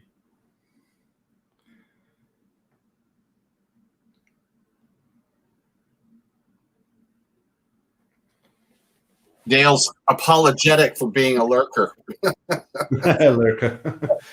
It took me quite long until I understood what I'm lurking means, because I was afraid of asking because I thought everybody might laugh about me if I ask what's lurking. Well, at least you can speak more than one language. I mean, that's quite a talent. I've tried in my days. I picked up a few languages when I was on operations overseas, but mainly just to get by. You know, how to get to the bathroom or order food and stuff like that. But never picked up anything where I can actually converse properly. It would be kind of nice.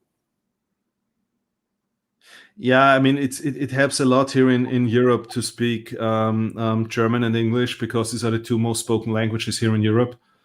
So if you are lucky and you speak these two languages, it's perfect to live in Europe. I was shocked to see how many people speak English in Europe. It blew me away. I mean, We have to, because I mean, have a look at in every single country almost you speak a different. The people speak a different language. So we are surrounded by countries. Just in Germany and Switzerland they speak German. Then you have Slovenia, you have Croatia, you have Czech Republic, you have Slovakia, you have Hungary, you have Italy.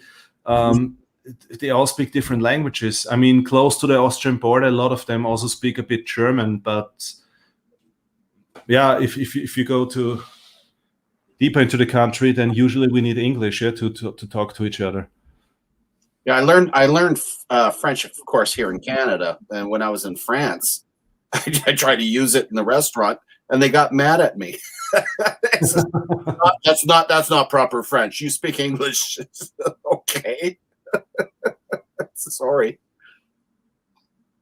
Québécois.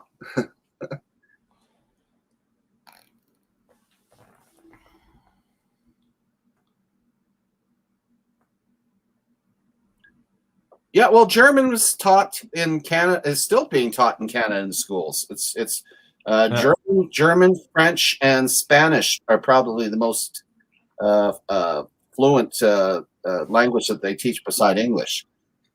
Yeah, I mean, I mean, the French hate this, but German will for sure sooner or later become the number one language of the European Union, because the major part of the population of the European Union speaks German. Tell you the truth, German's easier to learn than French. French horrible to learn. I find I think it's because of the way the sentence structure goes. It's when you start looking at the getting into the different tenses, you know, masculine, feminine, all this stuff, and Quebec or France and let me get this right. French is twisted around. A lot of it's kind of reversed in the way you form your sentence, whereas you can practically take English and plug it into the German, so that you can actually do it a lot easier, learn it a lot easier. Yeah, that's true. I mean, but we when we talk about English, I always mean British English. Because British English and American English, I mean, there are massive differences between these two languages, and I have a problem with either one because my wife has got the British behind her. Her parents were British. Okay. No, it's interesting, and the British English, how they build sentences, and even a lot of phrases and a lot of sayings are really translated one by one from German to English, yeah, and vice versa. So it's not too difficult to learn English if you speak German. Yeah? I mean, the words are completely different, but there are a lot of similarities. Almost. Well, a very simple example. Das ist verboten. That is forbidden. It even sounds the same. Yeah. You know, stuff like that. It's, like, okay, I can handle that. Yeah, no, absolutely. Crowstacker, are you still onshore or are you offshore again?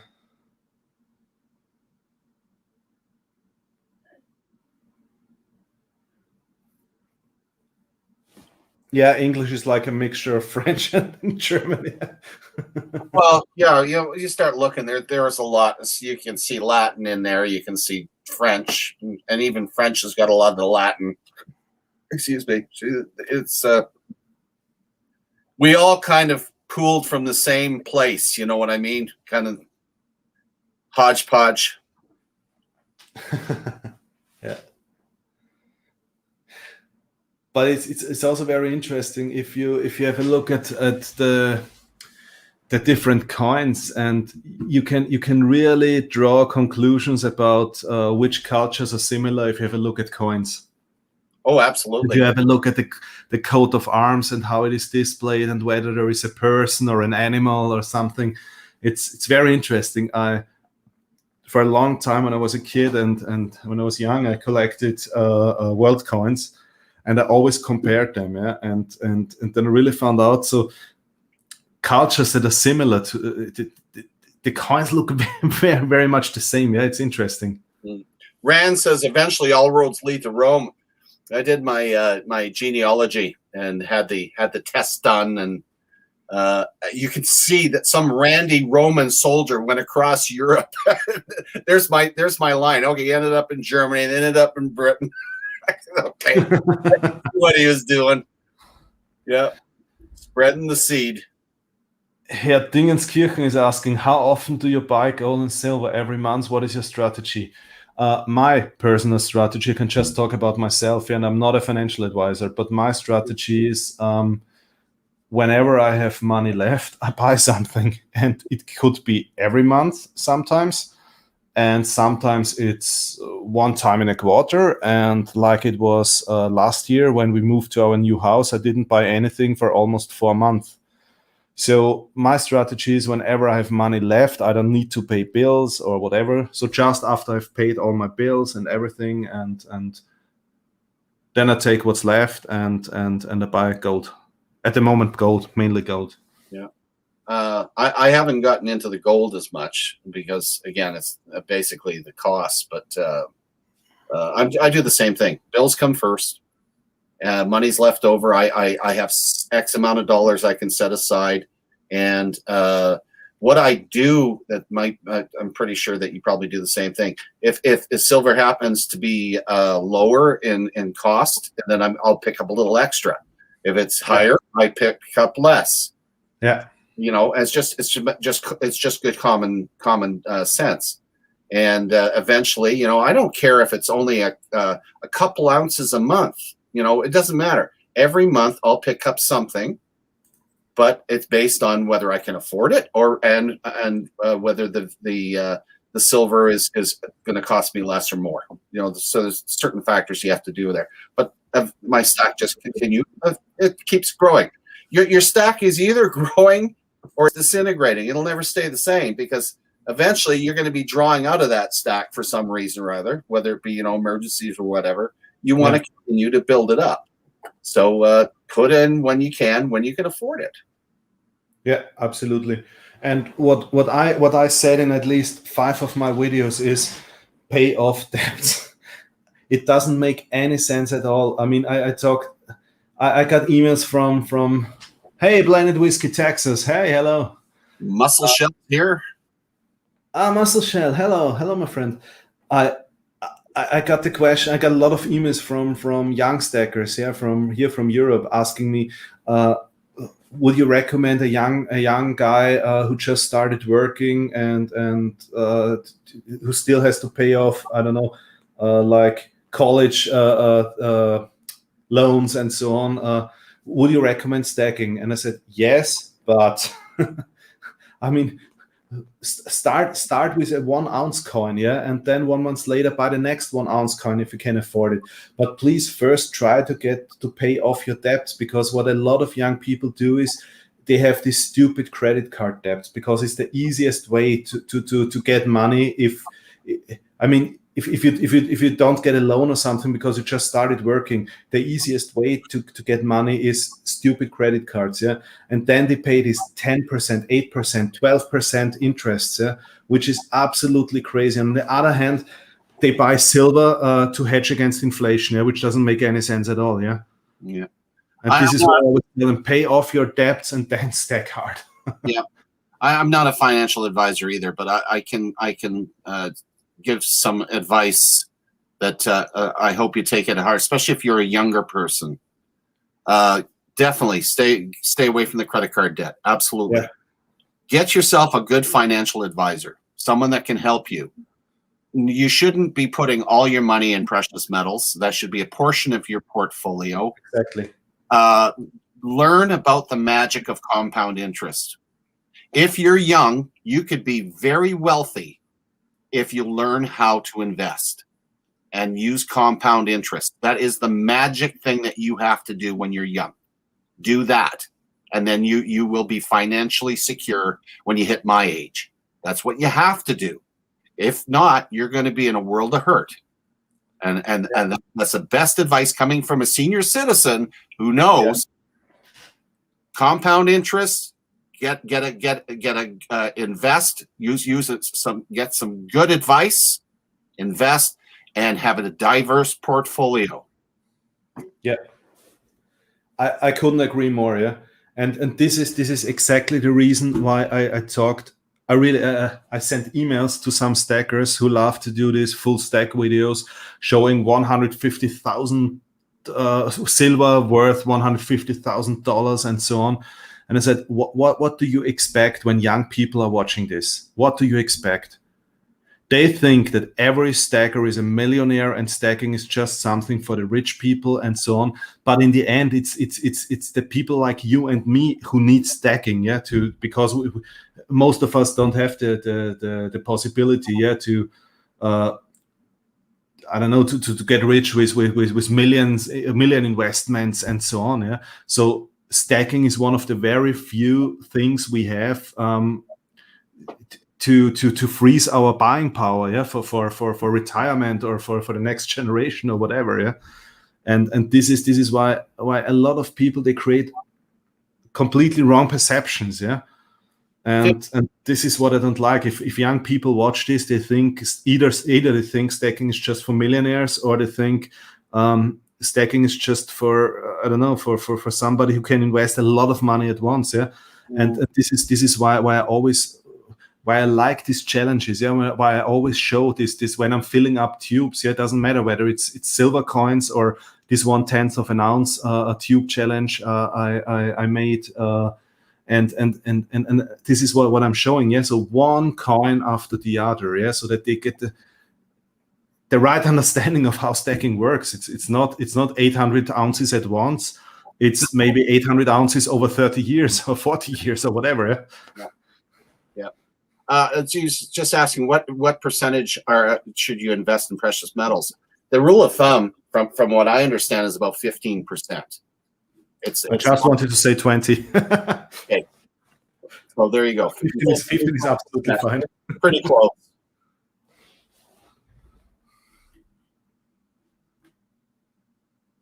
Well, I think the Balkan community got together here because I don't understand anything what's going on in the chat right now, but I'm happy that so many people met here.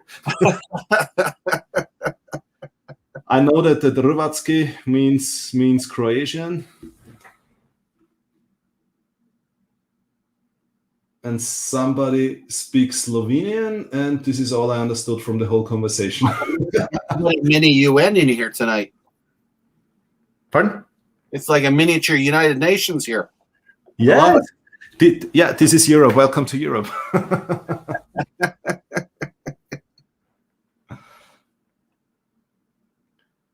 No, there are some beautiful places in Croatia, Slovenia, Serbia. Wow, there are really beautiful places.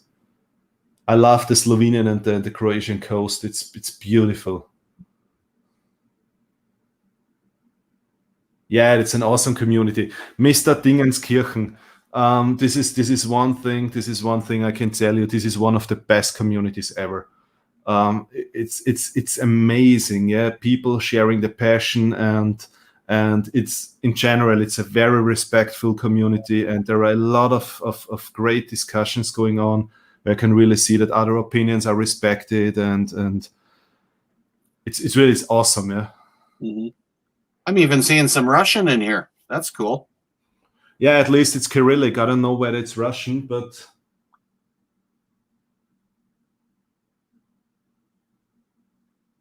no, he says Bulgarski. I think Silversaurus, you speak Bulgarian?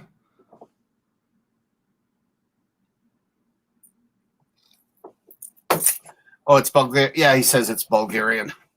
Okay. Yeah. No, I could just read Bulgarski. I learned the Cyrillic alphabet when I had to travel a lot in Eastern Europe for business, because in some countries you just have all the street signs and so on in Cyrillic letters, and you don't survive if you're not able to read what's written there.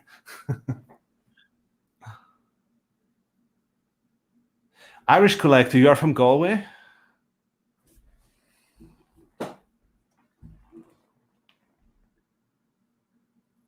My family escaped Ireland back in 1845. They fled through Dublin, but I think they originated in County Kerry.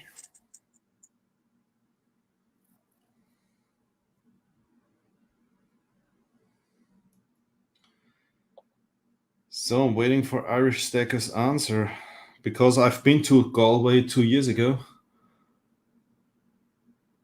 Ah, you're from Galway. Awesome. I've been to your place 2 years ago. It's a beautiful place.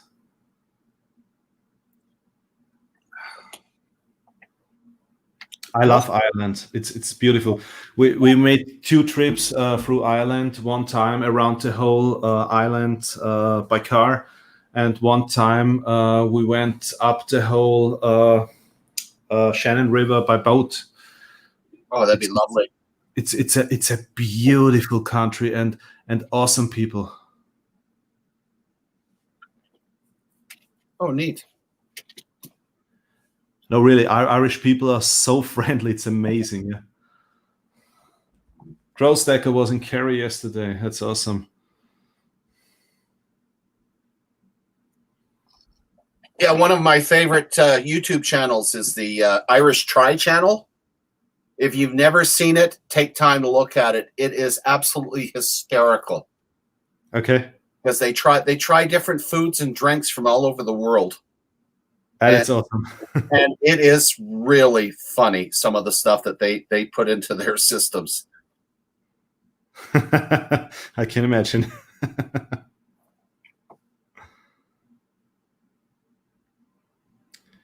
I don't recall the name of the author, but a writer wrote the book. I read it a long time ago about the Irish conspiracy. This is so funny to read, and he explains. But really, if you read it, I mean, it's a funny book. But if you read it, yeah, you could really believe that there is a plan behind why there are so many Irish pubs all over the world, and he made up a conspiracy of this, and this is so funny to read. Yeah, that sounds cool. This is their way to take over the world.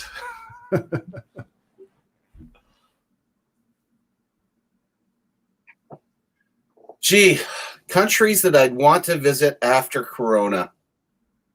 You know, my big dream is to take the Viking River cruise from Holland down. I would like to go through Germany and the wine countries and see all the castles and just enjoy the cruise down the river. I would love to do something like that.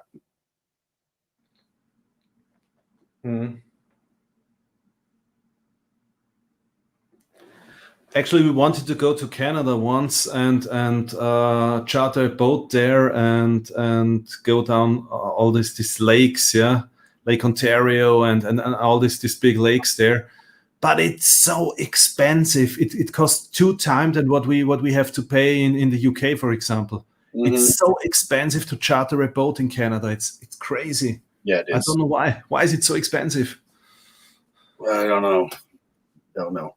My wife's Aunt Margaret came out to visit from the UK. She was from Manchester, and she landed here in Edmonton, and we were given the esteemed duty of trying to entertain her for the 2 weeks that she was here.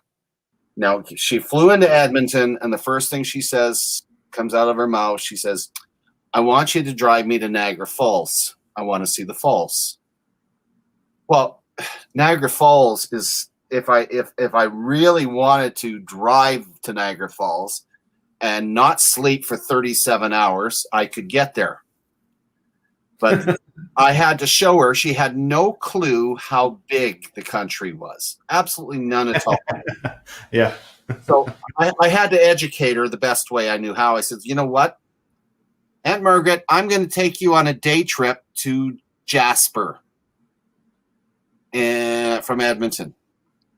So she says, "Oh, that sounds great." I says, "Great. Well, Jasper is a long drive. It's, we're talking 7 hours, 8 hours in a car." And she was expecting like an hour.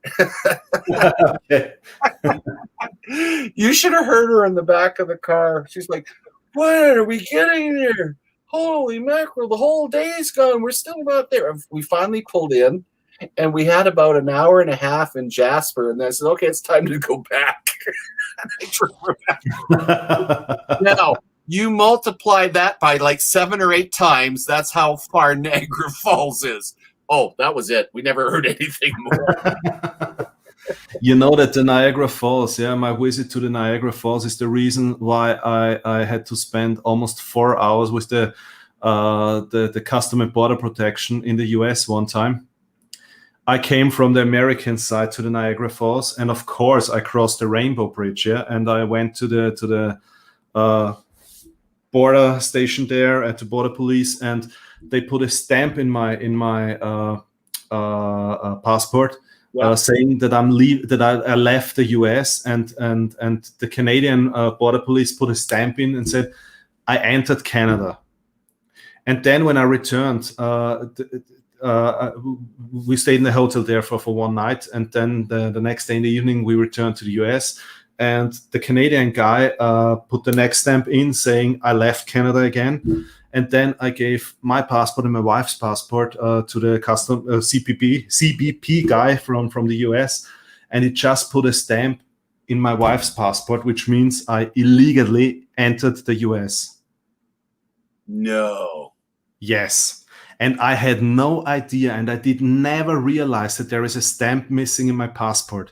And then the next time I had a business meeting in Houston, which was about 2 months later, I immediately was put in a separate room, and I sat there with 2 guys from the Custom and Border Protection, and I had to explain them why I legally entered the US and so on, and I mean, really the only thing why they let me enter the country then is that I could prove that I have a job and I have a bank account in Austria with money on it. And I had some pictures from the vacation on my phone, and I told him, look, we were just there for 2 days.